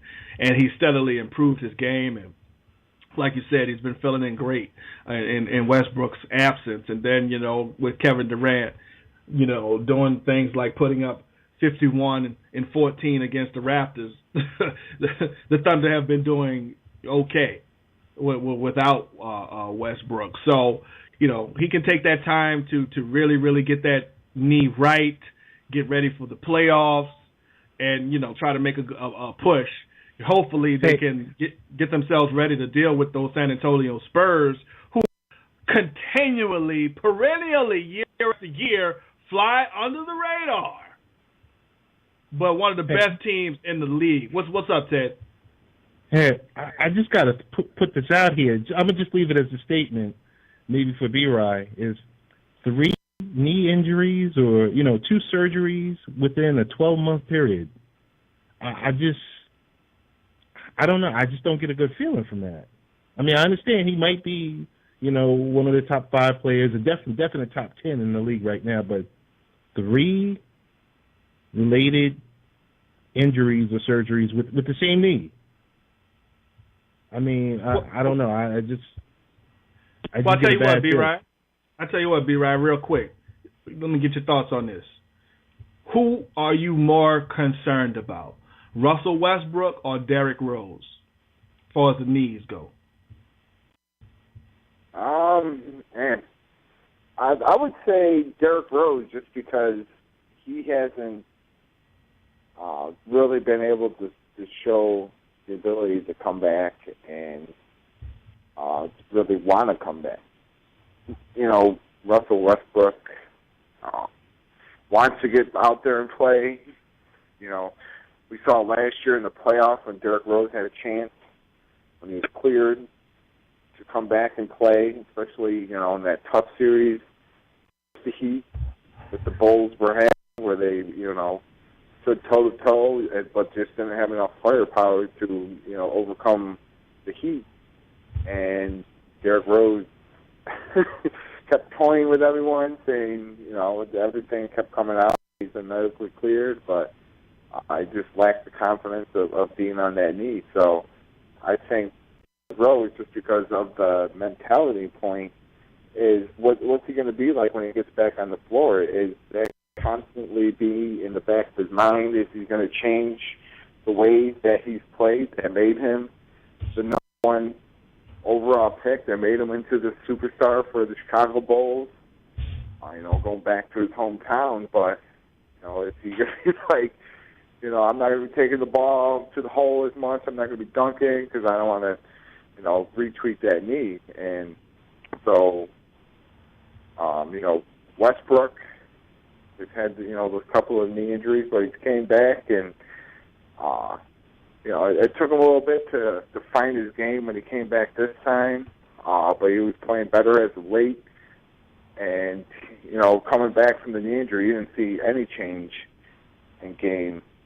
Still played with no fear out there, taking the ball to the hole and everything. So if you're a Bulls fan, there's going to be a lot of question marks to what is Derrick Rose going to be like when he comes back. Yeah, that's a good point. Hey, B-Rod, really quick, in the Heads and Danny, I just read an article that was published about 4 hours ago, and Derrick Rose says he's not coming back this season. So, I mean, I don't know. He's another player. He's another max player that's getting max money, and I mean, what do you have to show for it? Right. Yeah, I mean, for that organization, they're playing great basketball right now. They moved up to the 3 seed in the East. And getting him back would give them a chance to compete with the Pacers and the Heat, who have been sliding late. Both teams haven't been playing that great. And the way Chicago played them last year, the way coaches that team up, and the hard defense that they play, and it's not like he had major reconstructive surgery this time around. It was a torn meniscus. You know what I mean? It's in the front of the knee, holds the kneecap up there. So it's not like he had to go in and completely get, the ACL rebuilt or the MCL or PCL. Last time it was the ACL. But this is just the, meniscus where he shouldn't have been out this long. He should be able to come back get the surgery. Obviously, you have top level available at the doctors. You got top level PT people around. Everyone trying to get you healthy, and for you just to put the kibosh on it, I think is kind of bad. And like I said, that goes back to the mentality point of what's he going to be like when he does come back? Is he going to be scared of re-injuring that knee? I mean, you should want to be able to get back out there. Go through, trust the PT, trust your doctors. Unfortunately, in basketball, it is a contact sport. It can be brutal, and those injuries can happen. But with today's medicine, you need to get out there when you're cleared. And he should be cleared with enough time. He should have been cleared, coming up here soon. And, come back, start to get in the flow, and then be ready for the playoffs. Because the Bulls, like I said, have been playing great basketball. And for him to say he's not coming back this year, that's a blow to that organization and to the fans and his teammates and everything like that. I think it's sad unless he had a complication to where he tore it again or something like that, but nothing like that has come out. So it's a sad situation there in Chicago. Yeah. I mean, right now, Derrick Rose's jerseys are suit jackets with Rose sewed on the back of them because it's damn sure in a basketball jersey, sleeved or sleeveless. He's just not, like I said, man, I mean, this guy's just giving me all kind of bad feelings. And like you said, right, you know, his thought process for that knee, if he's always thinking about that knee, that's going to be prone to make him injure it again. So he's got to get his confidence level up and trust, like you said, his therapists, his trainers, the doctors, and get his butt on that court. So some other stuff right now, we talked about the Heat and the Pacers. They are going at it right now in Indiana. And when I say going at it, I mean going at it. It is tied 72-72. I believe it's 6 minutes and 52 seconds in the fourth quarter. So it's closing out. We know that the Heat and the Pacers have both been struggling as of late. But they are battling for home court advantage supremacy. We know the statement that the Pacers made at the beginning of the year, that's what they wanted. They were kind of looking suspect, I would say, over the last few weeks. And some of the things that I think about is, what is it going to take for Paul George to get the eye of the tiger? You know, Big Danny, when you make bold statements like, we want home court advantage, if we would have had it last year, we would have won that playoff matchup between us and the Heat. You know, when you start to get that media scrutiny and people looking at you and paying attention, what do you do when that pressure comes up on your shoulders? Do you stand and rise to the occasion, or do you wilt, you know, like an old flower? And the last few weeks, man, they looking suspect, and I'm looking to their superstar and Paul George to try to, you know, rally this team, but he doesn't look like he has the eye of the tiger. So, Big Danny, what is it going to take for him to get it and keep it? I think the last few weeks Paul George has not been Paul George. And I think, well, tonight he's playing like Paul George that we saw last year. He's got 23 points, 7 rebounds, 3 steals, 4 assists. He's 18 from the floor. I think to get Paul George to that next level, he has to realize that this is his team, that the Indiana Pacers live and die on how he plays every single night. Yes, you have all-stars in Roy Hibbert. Yes, you have Jerry West, who's had a great season. Lance Stevenson, who should have been an all-star in some cases. But this franchise is on his back and his shoulders. You know, he's not having Danny Granger looking over his shoulder anymore or worried about Danny Granger. This is all about Paul George. And I think the second that light switch turns on, that's going to be when Paul George takes advantage and takes over everything. And then we're talking Heat versus, you know, Pacers in a 7-game series in the late May, early June. Yeah, man. I really want to see that light switch. You know, I think about Kevin Durant. You know, and this is what I mean when I say light switch, ladies and gentlemen. Kevin Durant put a statement out and said that Dwayne Wade wasn't a top 10 player. He was on a mission. And the way that he has been playing out of his mind this year, he has, you know, not only put his words out there, but he's been backing them up more than some.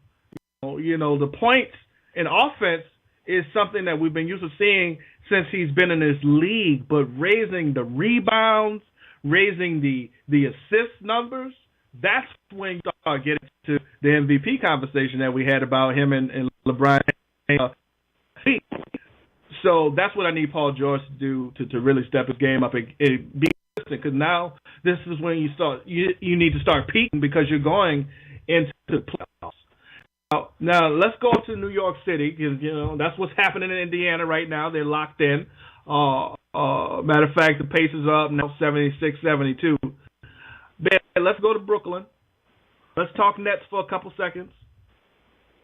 Mikhail Prokhorov has talked about taking his ownership stake in the Nets, and relocating to Mother Russia and the Russian Federation, because obviously he doesn't like the sanctions being imposed on his government for what they have done over there in the Ukraine. And we're not going to get into that, because we're not a political show. But we're talking Brooklyn Nets. What's the big deal, Ted? The big deal comes from if it's not approved by the NBA, it's not getting done. Period. So any type of change of ownership or moving his team under this leadership or under this corporation, it's not happening overnight. I mean, and it doesn't matter how many billions you have because you're dealing with a room full of other owners that have to approve it. So a lot of that is a lot of talk. But in regards to the Nets, and shout out to Willie Espo, the Nets are about 2.5 games behind the Raptors in that, in the Atlantic Division. I almost said NFC least because I mean the Atlantic. You're right. but they're about 2.5 games behind. They lost to the Bobcats tonight, so Danny, Yep. They lost, but I think overall they're going to win the division. I mean, it's a really, really weak division, but they're going to win it. They're going to win out, and I mean, from how bad they started and how bad Jason Kidd looked in the beginning, he's starting to come into his own. The team itself, the mesh of the veterans and the youthful players, even with the loss of Brook Lopez, the team is coming around. The team is coming around, and we're going to see. I mean, will they go deep into the playoffs? No. Will they make it to the second round? I don't know. It's questionable right now. It's questionable because I mean, even if they win the division, they're probably still going to be. I mean, right now they're like the 5th seed. Mm-hmm. So I doubt it, guys. I really, really doubt it. But it would be good to see them get to the playoffs this year, and if they can get to the second round, then it's a plus, and then we'll just take it from there. But Ted, Brooklyn, this one's for you about Brooklyn. Go ahead. No Brook Lopez, and I know you're a big WWE fan, so without Brook Lopez, they got no chance. So, gotcha. Well, I mean, no. I'm not saying they're going to win the championship. I'm saying they'll win the division, but I don't see them getting. It's going to be rough to get to a second round. I don't see this team winning the division. The Nets all year have been playing on band and spilt Jason Kidd cups of drink everywhere. The Nets are one big, they're a big catastrophe. I mean, Brook Lopez goes down. You have coaching issues. Derek Williams finally decides to turn the light switch on, but it's too late. They're not going to catch Toronto. Toronto plays some of their better basketball. Even though they've won, they're 5-5 in their last 10. They won their last game. They played the other night. But I don't see the Nets catching Toronto. And right now they're slotted to play Chicago in round 1. And we all know, we watch Tom Thibodeau teams play. They play way better than what they're supposed to be. So remember, Chicago put out Brooklyn last year in the playoffs too, with a team that was just as bad as on paper as the Bulls are now. And they had Luol Deng last year. So, I think even Washington, who's a game and a half behind Brooklyn, can even catch Brooklyn for the 5th spot in the playoffs. I don't trust Brooklyn, even though they have one of the biggest payrolls in basketball, and they have about 3 or 4 guys that went to high school with Ted and Methuselah back in the day. So. I love it. Well, I'm gonna say this: they got 11 games to go. 11 games to go. They're roughly 3 behind. We shall see. We shall definitely see. Well, Ted, I mean, since we're already putting racks of ribs on things tonight, I mean, I'll put a rack of ribs in a 6-pack, saying that the Fighting Chris Bosh is going to play the Toronto Raptors will win the division. Hey, it sounds like Bud Lime. If it's a 6-pack of Bud Lime, then so be it. I mean, for some reason, you guys want to, I don't know, you want to give me money tonight. I mean, I don't know, maybe it's because you guys miss Bucko or something like that. But no No problem. I'll take B-Ride's ribs, and I'll take your rack of ribs and 6-pack of bun. Thank you. No problem. No doubt. Now I got a question for B-Ride. The San Antonio Spurs, B-Ride, are the number 1 seed in the West. They are 54-16. How do they continue to fly under the radar? Why don't the Spurs get respect, B-Ride? Hey, if you remember a couple weeks ago when we were talking about the top contenders in the West, I said it was the San Antonio Spurs. So I'm giving them their love. This is a team that they make no qualms about resting their players. And, they got one of the best coaches in the game right now, and that being, the great Popovich. Tony Parker's still the same player. Ginobili is a spark off the bench. Kawhi Leonard is developing to a superstar. They got Danny Green that can rain threes from the outside. When they're a decent center. So this is a complete team, a veteran team that knows what needs to be done. Especially come playoff time where the game's slowing down and defense becomes that much more important. So as a Golden State Warriors fan, and them playing out in the West, that's one team I don't want to see till maybe the conference final is the San Antonio Spurs, because like you said, they're going off on a win streak. I don't know how they fly under the radar and why people hate on them just because they're not flashy, but they get the job done, and you'll see again this year they will be one of the last teams standing. Yeah, I mean, they very well, easily, I mean, maybe not easily, but they got a damn good chance of being back in the finals again. Because they're methodical. Like you said, they got one of the best coaches in the game, and these guys just know how to play ball, man. Straight up. They don't care about flash. They're like the New England Patriots of basketball. They just get it done. Opening day is coming up in Major League Baseball. Big Ted, I know you're excited to see, Harvey and the Mets. There are questions of whether or not the Red Sox can repeat. We know the Red Sox gave Big Papi, David Ortiz an extension.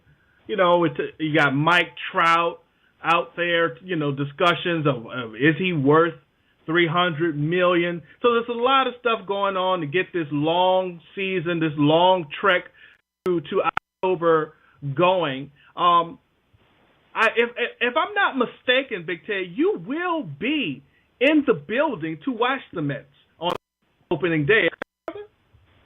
Yes, sir. 5th year in a row. It's going to be at Citi Field. We're going to be facing the Nationals, and it's going to be a pleasure. Once again, there's nothing like opening day. It's probably ticket prices are probably triple of what they are for Game 2, for the second game of the season. But there's nothing like it. We're going to be out there bright and early around 10, 11, tailgating, and just really excited about it.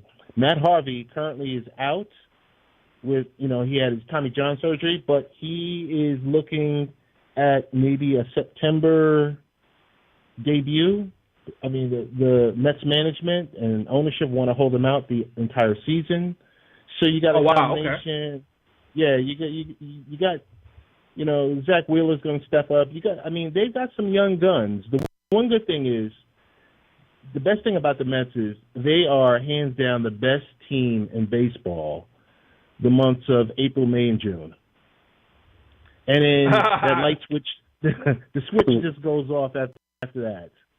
But they're exciting, with the free agent signings and everything else like that. I'm expecting second wild card. Nothing more than that. Nothing more, nothing less. Be right. Nope. Enough over there. No. Listen, yeah, I could say this before opening day because, think about it at this point. Come opening day, the Mets are in first place, regardless. Mm-hmm. Yeah. Yeah, but yeah. unfortunately for you, they got to play all those games. Yeah, buddy. Yeah, buddy. So B-Rod, let me ask you a question, brother. Not Mets related though. B-Rod, normally we give these GM questions to Big Ted. I want to get your GM on, right? If you were to give Mike Trout a deal, what's the most that you would pay him a year to play for your team? What is he worth to you? Man, I would give him 20, 25 mil to come play. 10-year deal, $200, $250 million at this stage with him being only 23 years old. He's one of those 5-star athletes, and, he gets hit. He hits for average. He has power, steals, great glove in the field. He's, a complete player that you can build the rest of your team around. So with him being, especially as young as he is, that's what I'm giving him, because he's proven already that he can play at the highest level.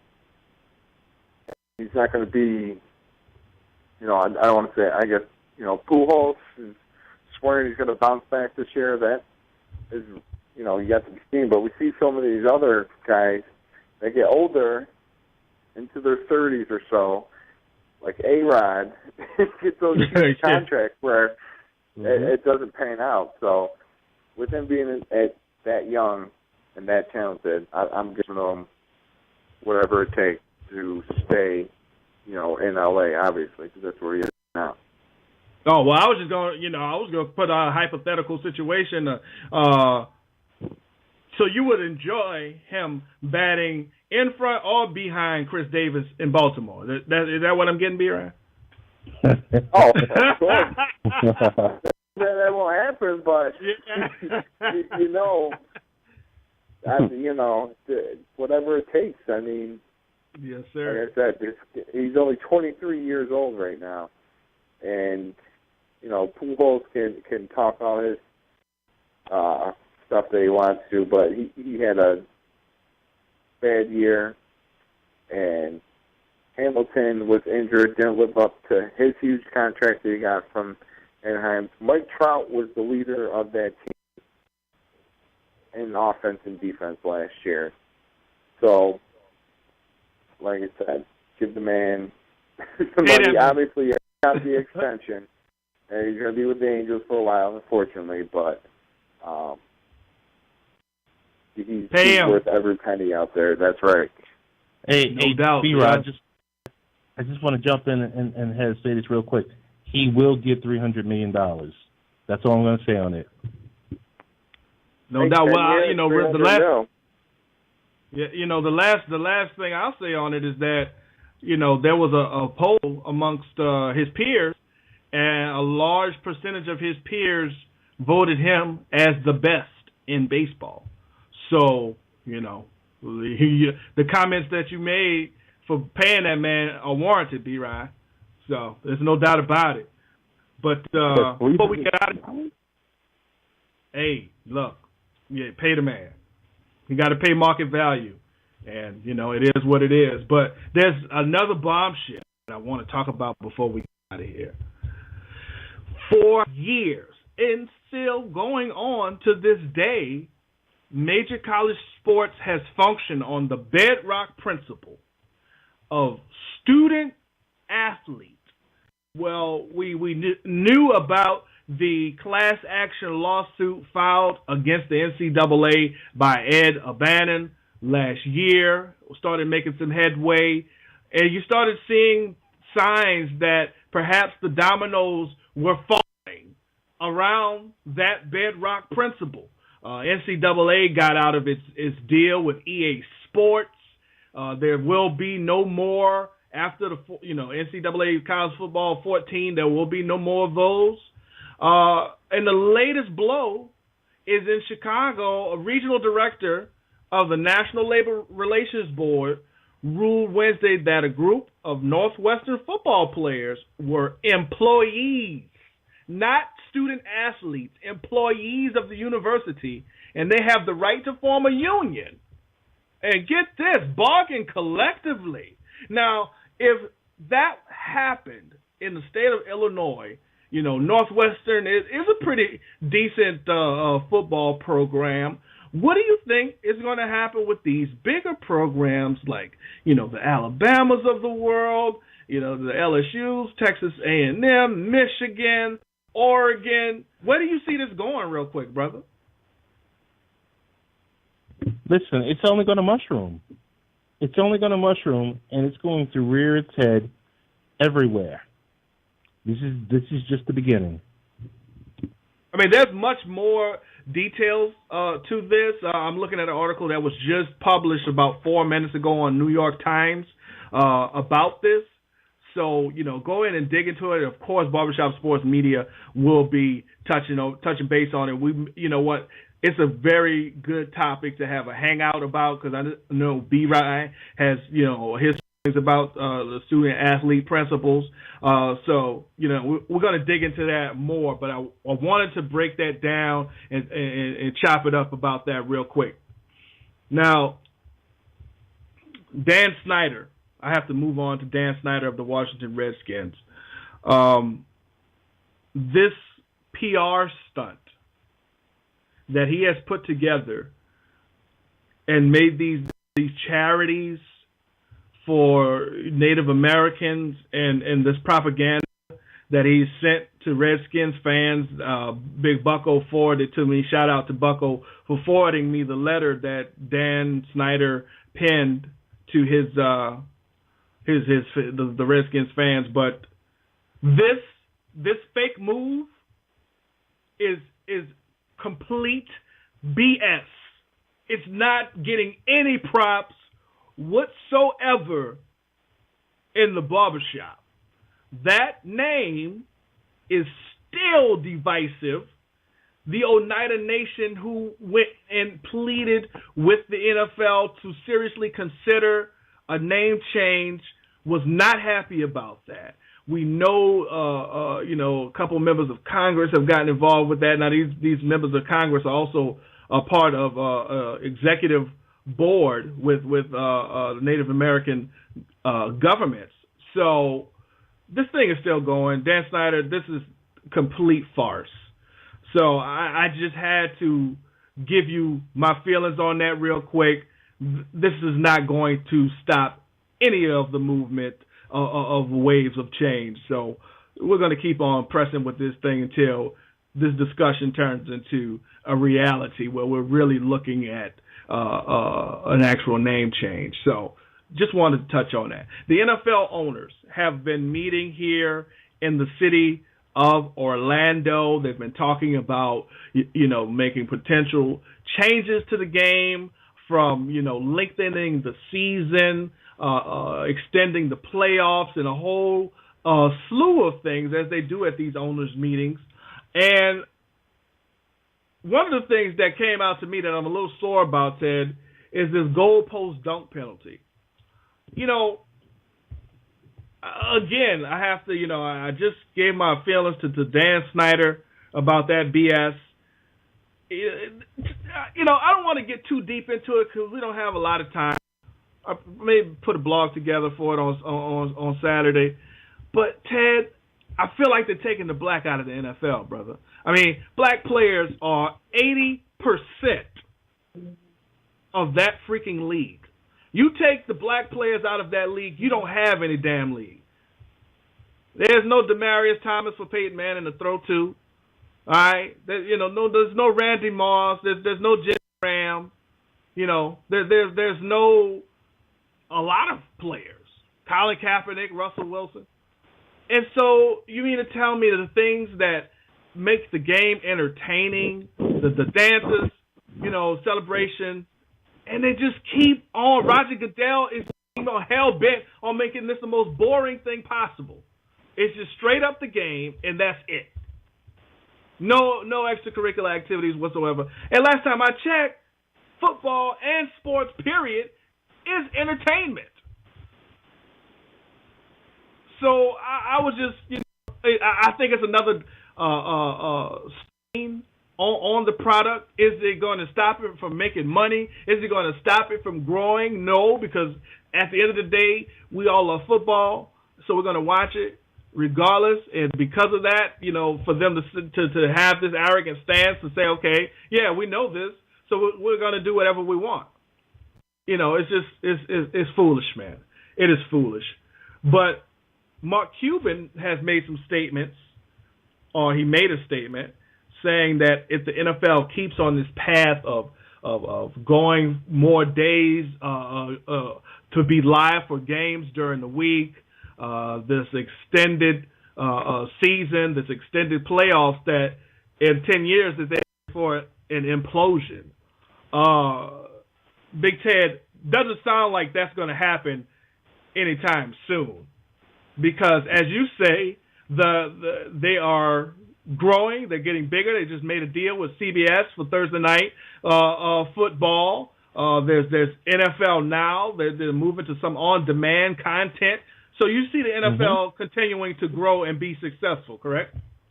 Oh, definitely correct. And the discussions we always cover outside of the show is, they're looking at 25. They're looking at, when these television deals dry up or when they come to a close, don't be surprised, that everything is going through their NFL Now subscription, or everything is going through Google and the new innovative ways of broadcasting and cutting these stations out. I mean, and the sneak peek will be next season when they cut DirecTV out. So you heard it here first. When they cut DirecTV out of Sunday Ticket, that's going to be a sneak peek of where we're going. Back to you, Hez. No doubt. Business-wise, it makes sense. You're the number one game in America, and you got to capitalize on it as a business. But my argument is to this: take what you have and maximize it. Now, when I say take what you have, folks, I'm talking about the content, the product of the game on the field. I'm not talking about business revenue, anything like that. I'm talking about the game that we grew up loving to watch under Paul Tagliabue. The Ickey Shuffle, gone. Who knows how long the Lambeau Leap is gonna be around before they nix that. These are the things that we enjoy. The fans love to see Aaron Rodgers jump into the stands so they can pat him on the back. They want to feel like they're a part of the freaking game outside of just watching it. And I just hope that Roger Goodell or somebody in that organization understands that you have to take care of the product before you expand it. If you expand it. Hez, I got to jump in and say this really quick. So they're cutting the celebration part of it, but they're so thirsty for this in-game experience because, everyone has a smart television and 50-inch TVs and everything else like that. The thing, while they're shutting down the celebration, you know what they're turning on? Like season, the Bucks, Falcons, and Seahawks. If you want to schedule a cheerleader to stop by your seat, the NFL is greenlighting that. And as preposterous as it sounds, we're going to put something together about it, because this is, once again, stuff that we're talking about not really being talked about anywhere else. So NFL experience or in-game experience, this is the type of stuff that they're trying to put forward. And again, they're still, to me, missing the mark. Because the mark is on the freaking field, not the cheerleaders, the field. Now if you said that they were talking about Peyton Manning coming down the stands, thanking everybody for coming to the game, you might be on to something, Ted. But the cheerleaders, what the hell do? They don't even encourage the team to play better. Nope. They have no point whatsoever. It's not like college, where cheerleaders in high school, where cheerleaders actually somewhat have a point. This is the NFL. So, focus on the product. That's my personal feelings on it. So then they're talking they're going to widen the field goal post. They're going to try to make the extra points a little bit more difficult by, having the guy kick from the 20. They had talked about the 25. They had talked about taking it out altogether and, just giving you 8 points. And if you want to go, 7 points, excuse me. And if you wanted to go 4, if you can get into the end zone, then you can get 8. But if you miss, then you go down to 6, which I kind of like that one a little bit because, it added an extra element of fun to the game. But obviously, Goodell is just not about fun. I mean, it's just business, strictly business. And, man, because, growing up, man, Ted, Ickey Shuffle, man. That Ickey Shuffle was from, over 30 years ago. I still remember it, man. 1985, baby. I still remember, those are the fun parts of the game, man. It's just like, you're killing me, man. You're killing me. If you don't like a guy, dancing because he, scored a touchdown, defensive player, stop. That because you get a touchdown. That's your job. So that means you failed at your job. The guy scores, or somebody failed. If it wasn't, somebody else failed.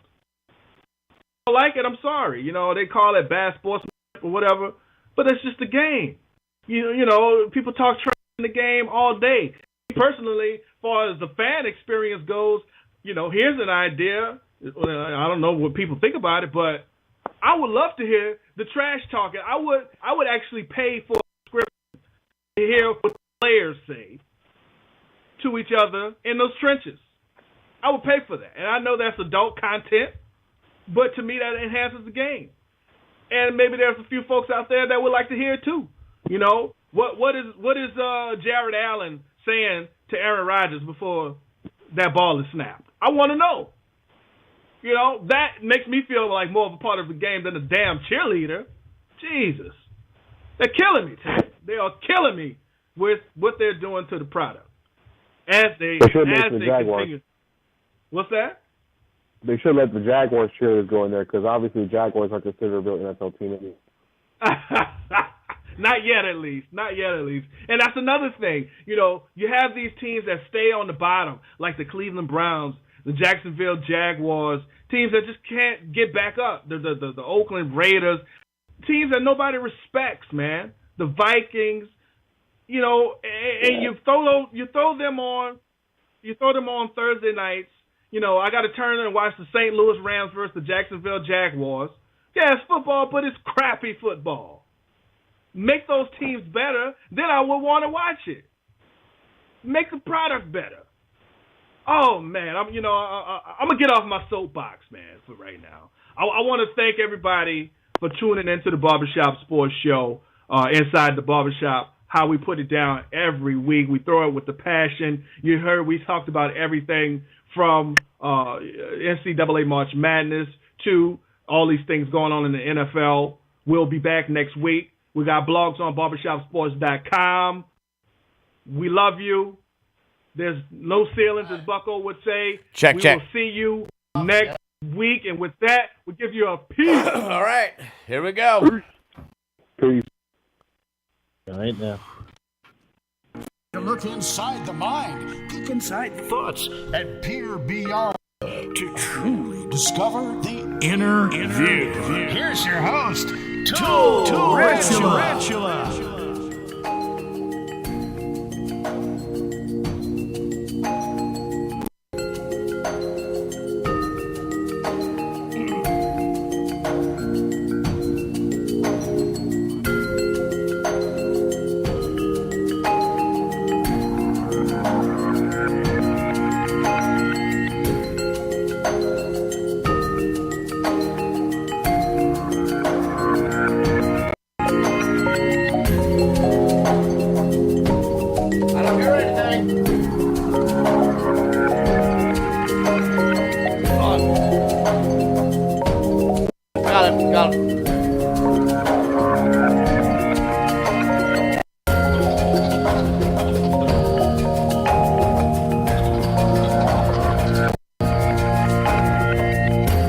This is Tarantula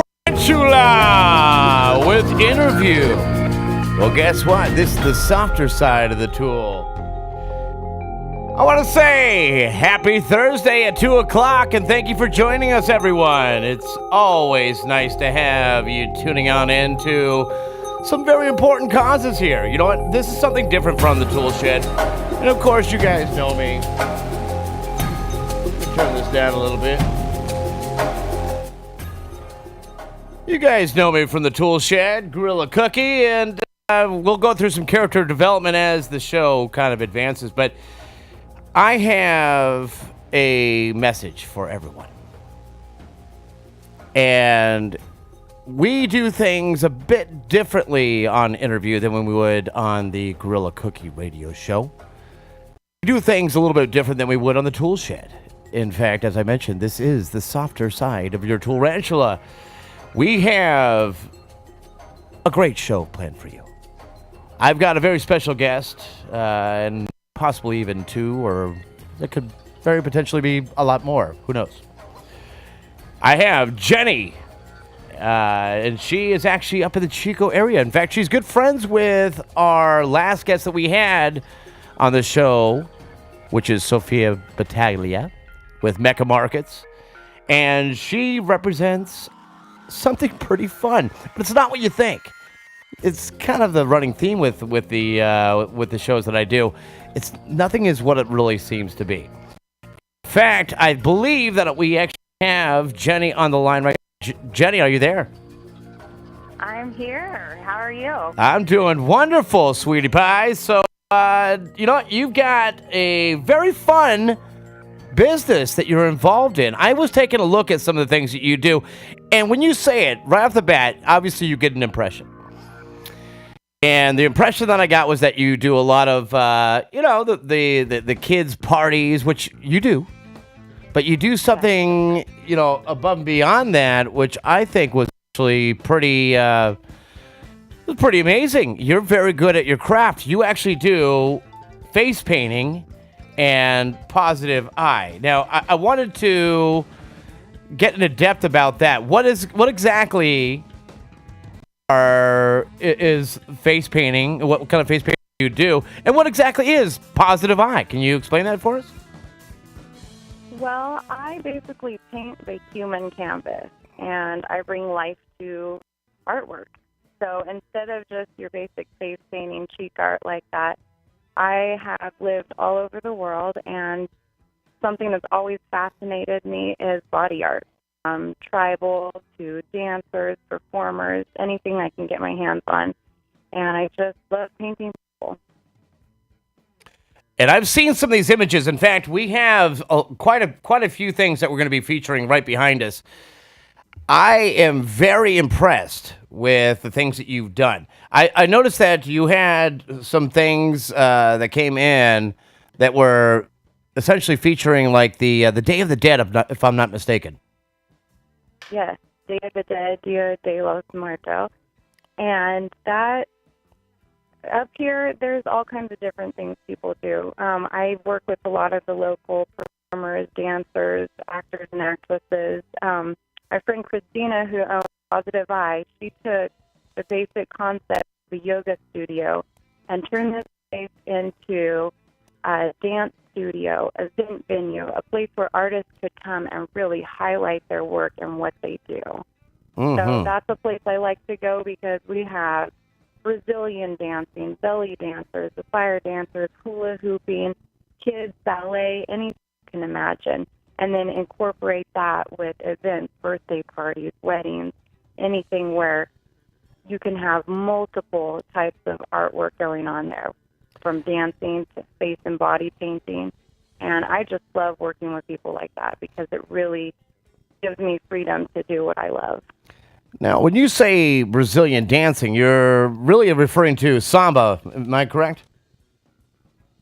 Well, this is something Christina would be the one to talk to more about this. This is her baby. I mean, she is the one that's in charge of all the dancers. She has all kinds of different dance there. Brazilian dancing is something new that they just started. I actually haven't taken a class yet, but I've met the one who does it, and I actually got to paint her for her birthday. She used the whole event to have her party. We had like this Arabian Nights tea party. It was pretty awesome.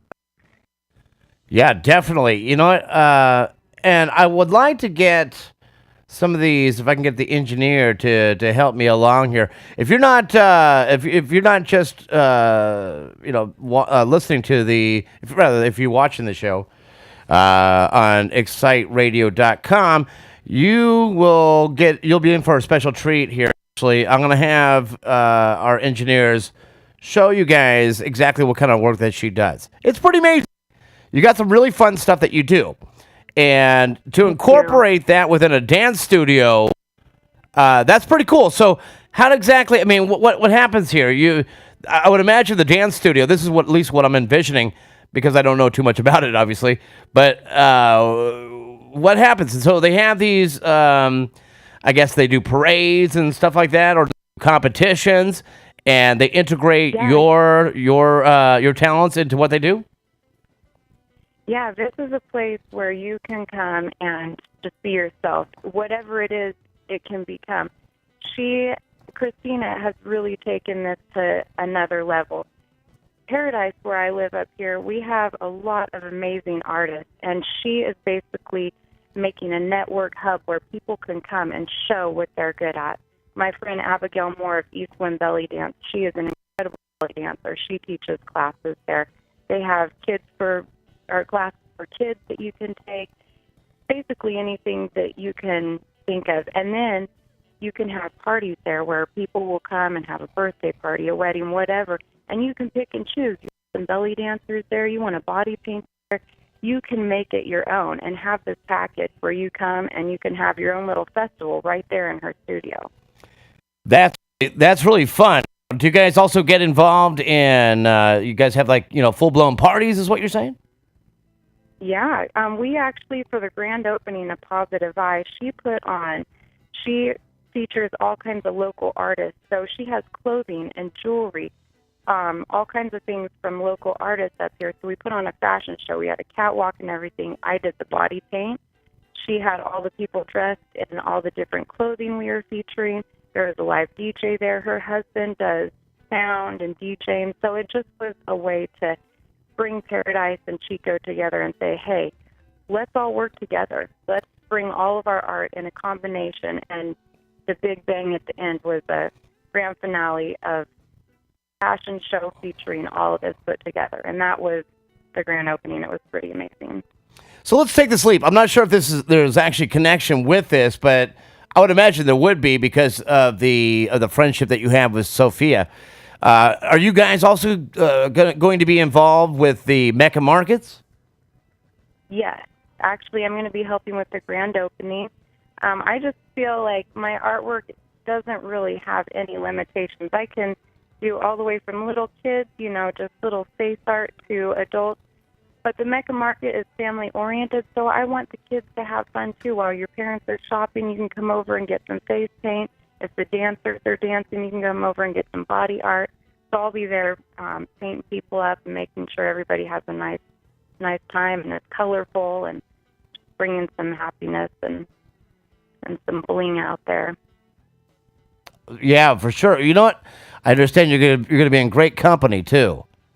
From what I understand, and I don't want to be the spoiler alert, but from what I understand, it says there's some pretty big names that are going to be attending this project with Mecca Markets. I mean, it's just an exciting thing.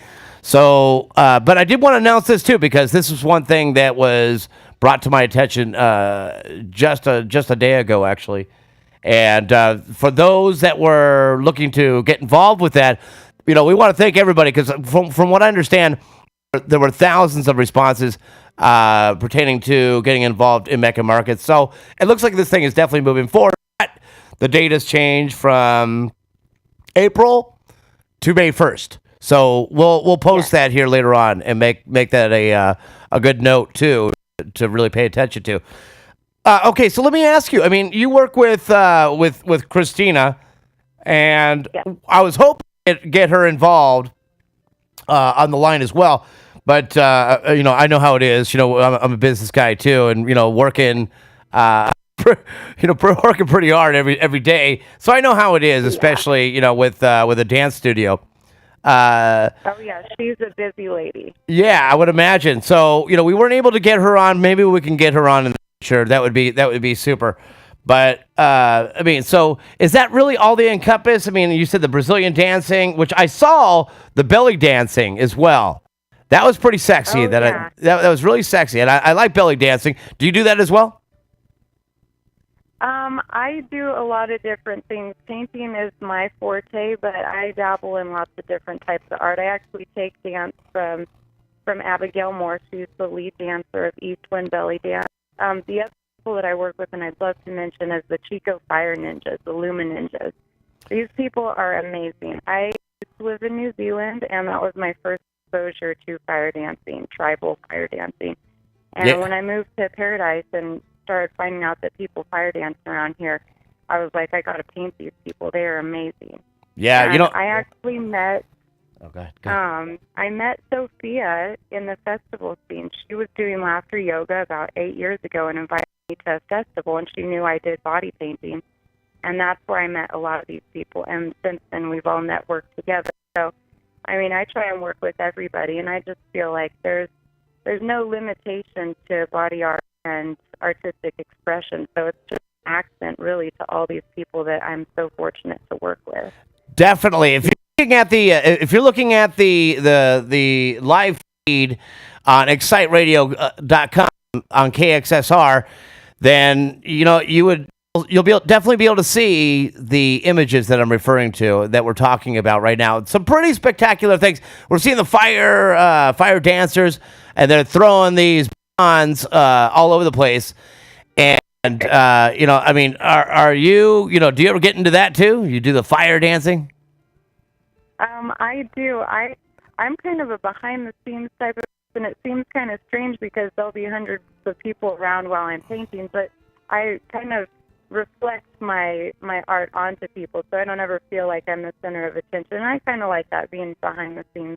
But I dabble in a little bit of everything, and I always get to take from different people that I work with and just grow and learn from them too. It's pretty awesome.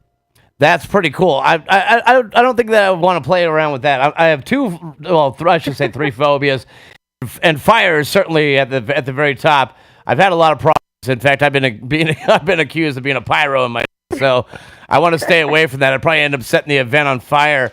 But belly dancing, that's one of my favorites. I've been to some of these restaurants, where they do the belly dancing, and it's very entertaining.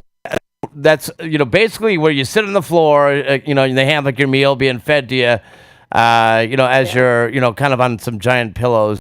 It's really cool. And then this type of belly dancing actually is belly dance fusion. It's a multitude of different types, new and old. And Abigail, she really accentuates the new type of belly dance that's coming in. There can even be dubstep in the background, and it gets crazy. If you can imagine dubstep belly dancing with fire fans. I mean, put those three things together, and you're just sitting there. Your mind's being and add body paint into that. You see where it's going. You get close, and everybody adds to each other. It's pretty crazy. And I'm very eclectic as well, and I know of dubstep as well. In fact, that right there is something. It's a big thing in some other countries, and I think it's definitely a big thing over here too. To be able to do a belly dance to that would certainly be something that one wants to see. And I know that we actually have a video. And in fact, after the break, we'll go ahead and I think we'll play that. We've got at least a couple minutes here before we go to break here, and then we'll talk a bit more. But I mean, I love I keep going back to the belly dancing because I mean it's sexy. It's sexy. It's isn't that one of the dances that they do to stimulate your mate and all that type of thing? Is that what that's all about? I feel like it's one of the most emotional dances that you can watch. The dancers aren't just up there performing. It's like they're giving their heart and soul to you. There's a lot of eye contact. It's a very seductive type of dance. So do you guys ever get into, does Christina ever get into like pole dancing? Because that's a big thing too. I'm not sure. I think, there are really no limitations to where this is going. That would be a question for her. Okay, well, I won't say yes or no. I'm not sure. There's a possibility. Okay, we'll leave that open-ended. For me, I could stand for. I'm a horrible dancer. I am like the typical white guy dancer. Out on the dance floor, I'll do the sprinkler right in the middle, and I'll do that intentionally, just to make my presence known. But other than that, I'll walk right back off, and I'll drink my beer, and I'll get my big beer belly, and then I'll do the Buddha dance. Buddha. Look out. Look out. Come on. You're going to paint my Buddha belly. Let it jiggle. So let's see. We've got a minute here. Before we go to break, why don't we tell people on how they can find you, Jenny? So they can see some of the things that I'm saying and talking about. Where can they find you? All right. I am on gypsymountain.com. You can look me up there. And I'm also on Facebook on Gypsy Mountain. Both places you can find me. And Facebook is always a great place. I really try and throw it back out there. All the events coming up. We've got the belly dancers, the fire dancers. My friend Megan Moore is an incredible hooper. I mean, she does hula hooping. She's also a fire dancer. We've got Mystic Roots tied into the whole mix. I don't know. Probably know who they are. They're incredible, and we work with them quite a bit. They're friends with Christina as well. So there's always something going on my page, and I just try and, send out props to all those people I get to work with. So it's a great place to find out what's going on around here. Without a doubt. I've seen it, and you guys should check it out again. In fact, we're going to talk a little bit more. We got just a few seconds, so stay tuned. We'll be right back with Jenny with Gypsy Mountain, face painting, and Positive Eye. Be right back. All right. Label, venue, or fan. Join us today for free and interact with today's hottest unsigned talent. ExciteRadio.com. The world is listening.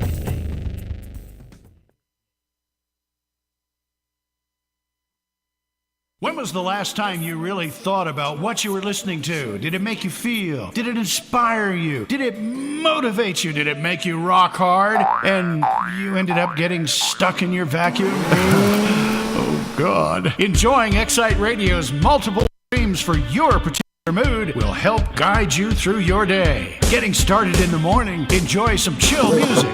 Already had your caffeine and busting your ass through your day? Enjoy some rock. Feeling kind of hard after lunch? Enjoy some hip-hop. Get angry on the drive home with some hardcore and fall asleep to instrumentals. All commercial-free and only featuring original unsigned music from indie artists across the globe. This is Excite Radio. Listen to the future.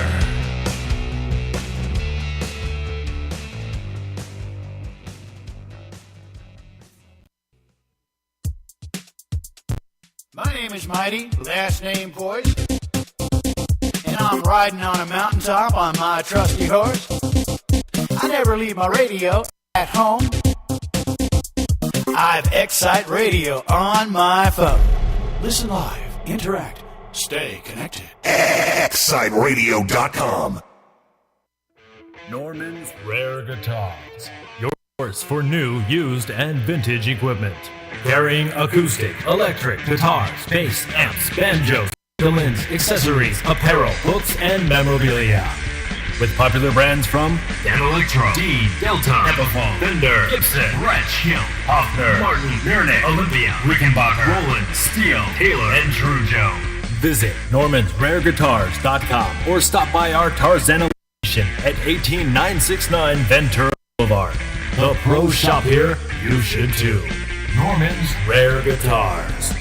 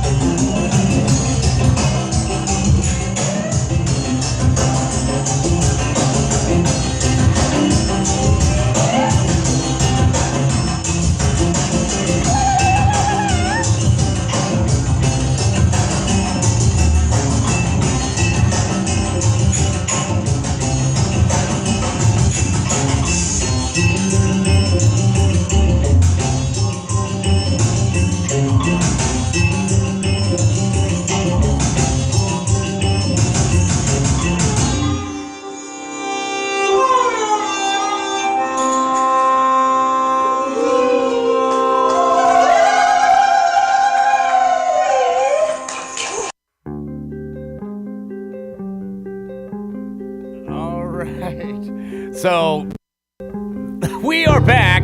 This is Tool Ranchula. I have Jenny on the line, and we have been talking about her business. She does some pretty spectacular things. She is involved in face painting, but not like your traditional face painting.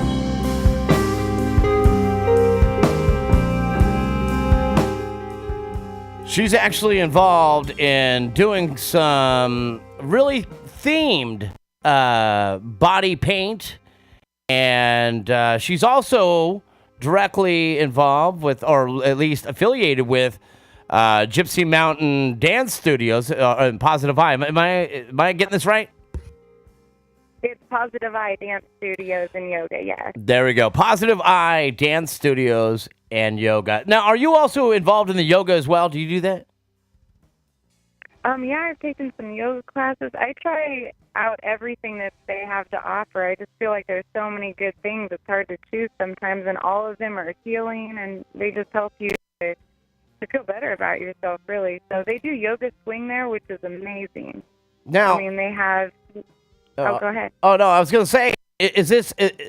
I know that there is... I've done yoga before, and let me tell you, people that see it, they may think, oh, boy, that's just a bunch of stretching and all that type of stuff. Yoga is no joke. And, you know, proof be known, I mean, you could tell by the people that are truly dedicated to getting involved with this, that's the reason why you wear yoga pants. Yoga pants, they're a blessing. You know, I'll tell you. You know, you get your body into true form, and you looking superstar. I mean, it's an amazing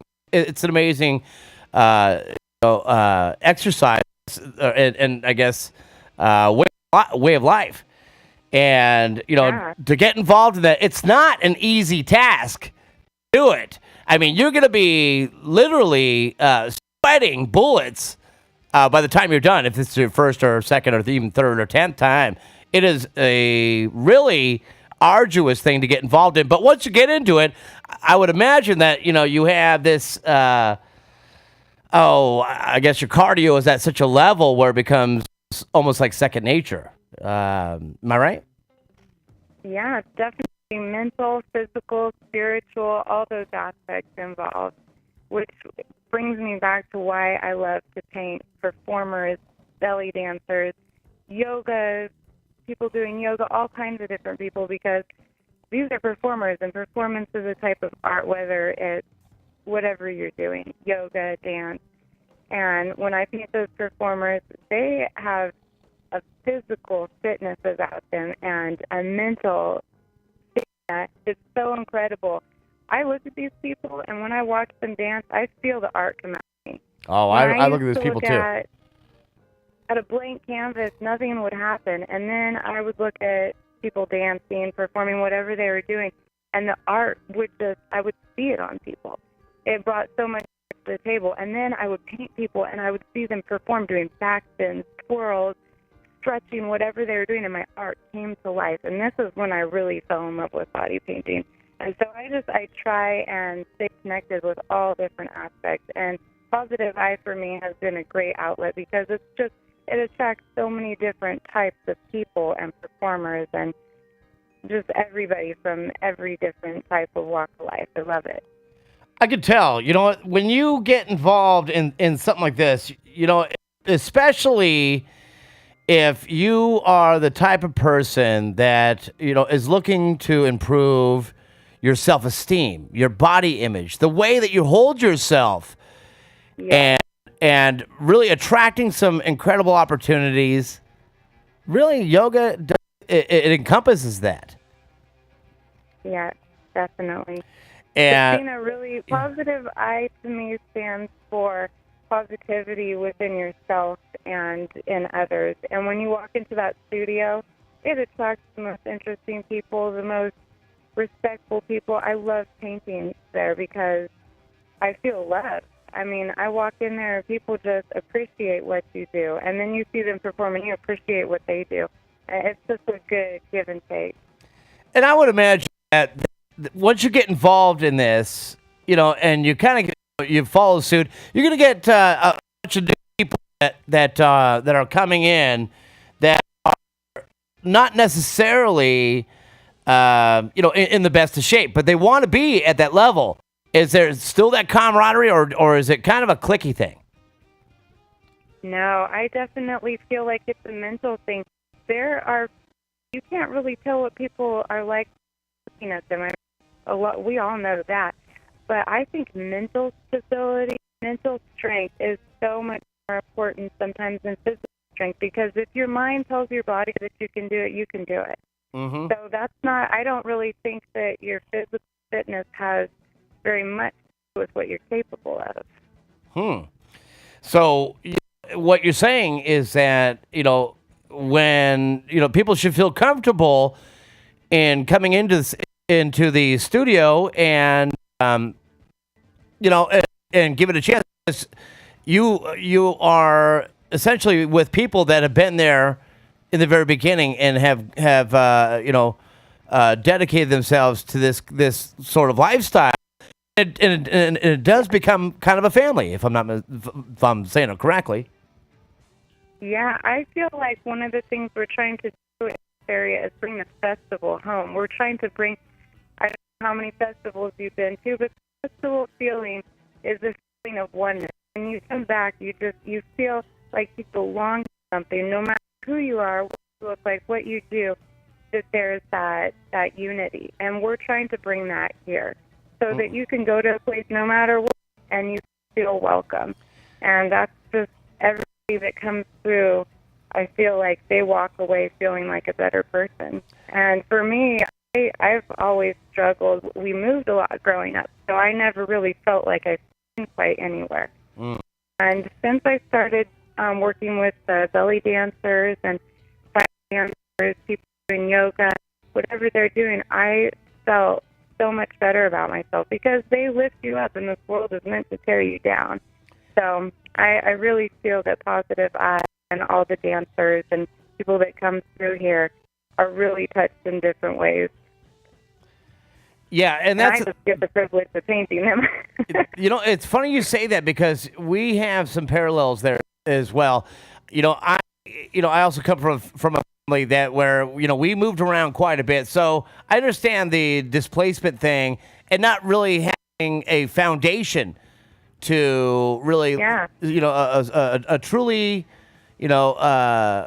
deep rooted, foundation of friends and people that you've known for a long time. So I certainly can appreciate that. Well, so what you're saying is that this is that opportunity for people in the local area that can get involved in not only a very exciting way of life to improve not only your own self-image, but to feel better about yourself and have lots of opportunities to do some pretty amazing things with some of the you guys put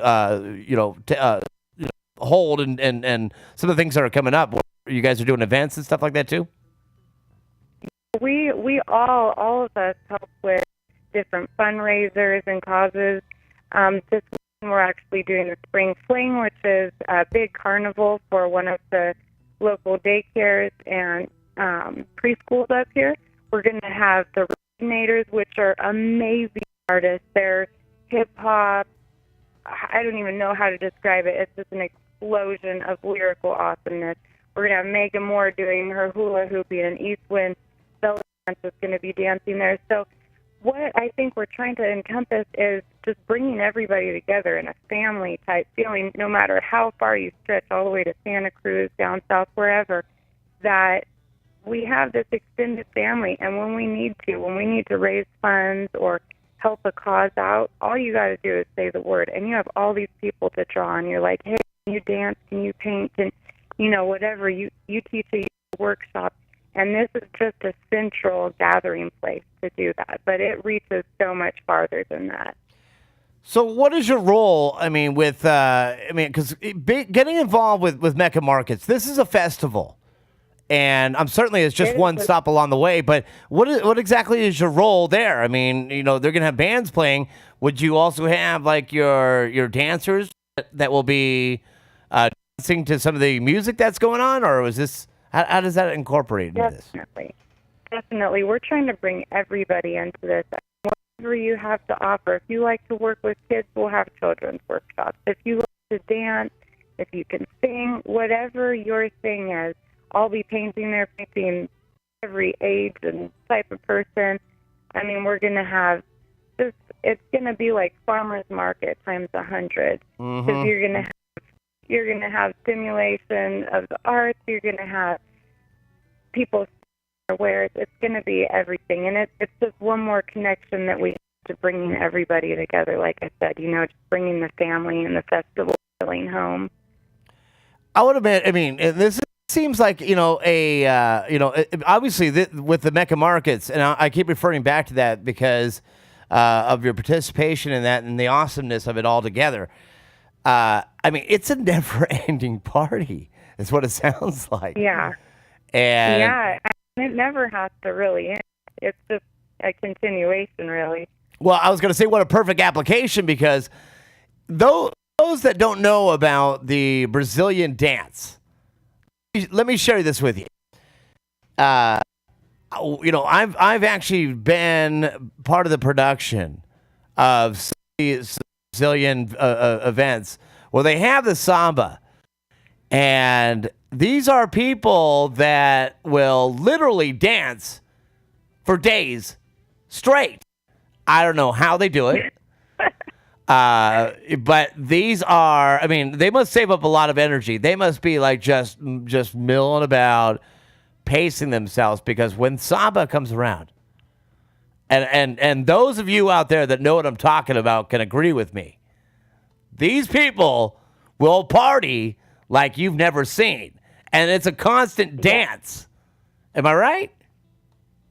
Yeah. When I go to the festivals, I don't know about people who dance and stuff like that. I can't say from their perspective. But what I know about working with people that are dancers and performers, I get in this zone when I'm painting, and it's kind of a natural high. You just get in this mode where you're not tired anymore, and you're inspired, and you're just going.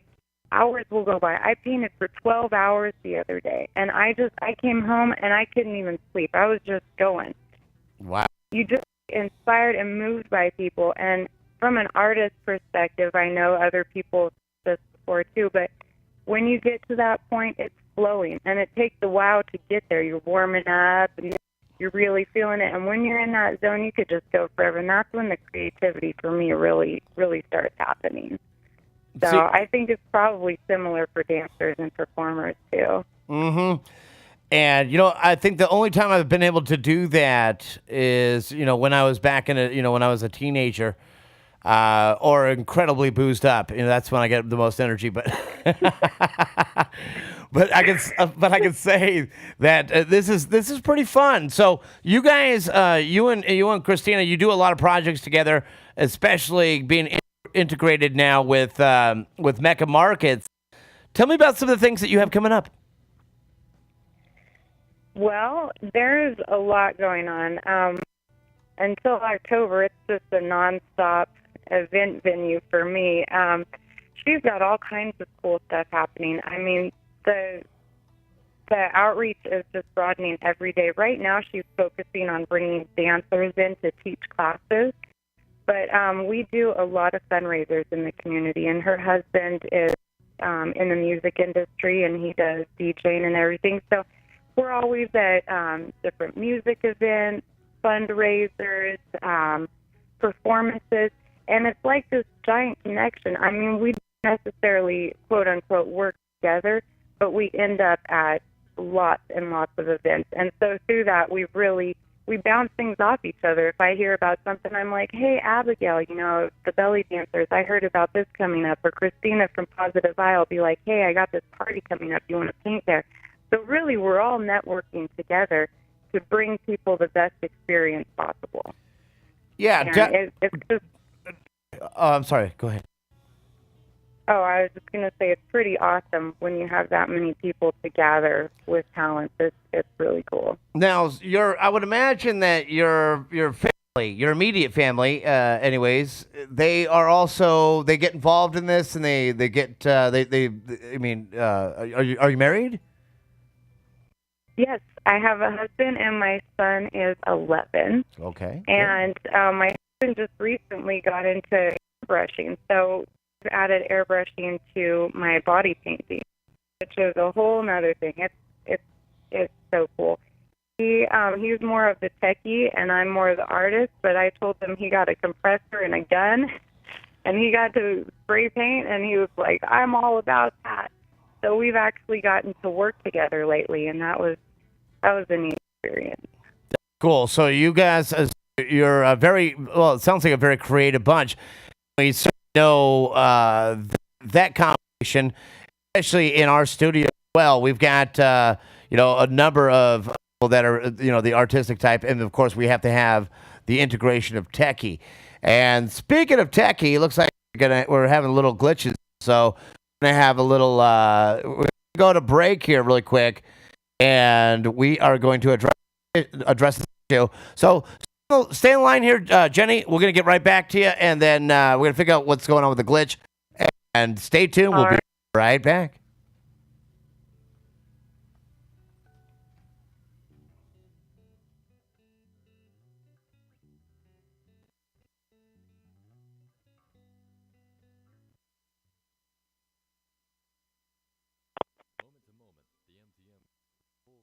Marketing and media agency that specializes in fostering emotional connections between client offerings and consumer passions. We produce memorable campaigns and experiences that meet client objectives through the thoughtful use of new technologies and core strengths we've developed over the past 15 years. We lead with a proactive approach. Listen and deliver. For more information, visit the mtmgroup.com or call 291-8066. Are you looking for the newest information before it hits our site? Then join us on Twitter at twitter.com/XSiteRadio. Are you looking to see all the social communities that we're involved in? Visit xsiteradio.com/XSiteRadio. All of our social profiles are listed there. You can join us, become our friend, become part of the community.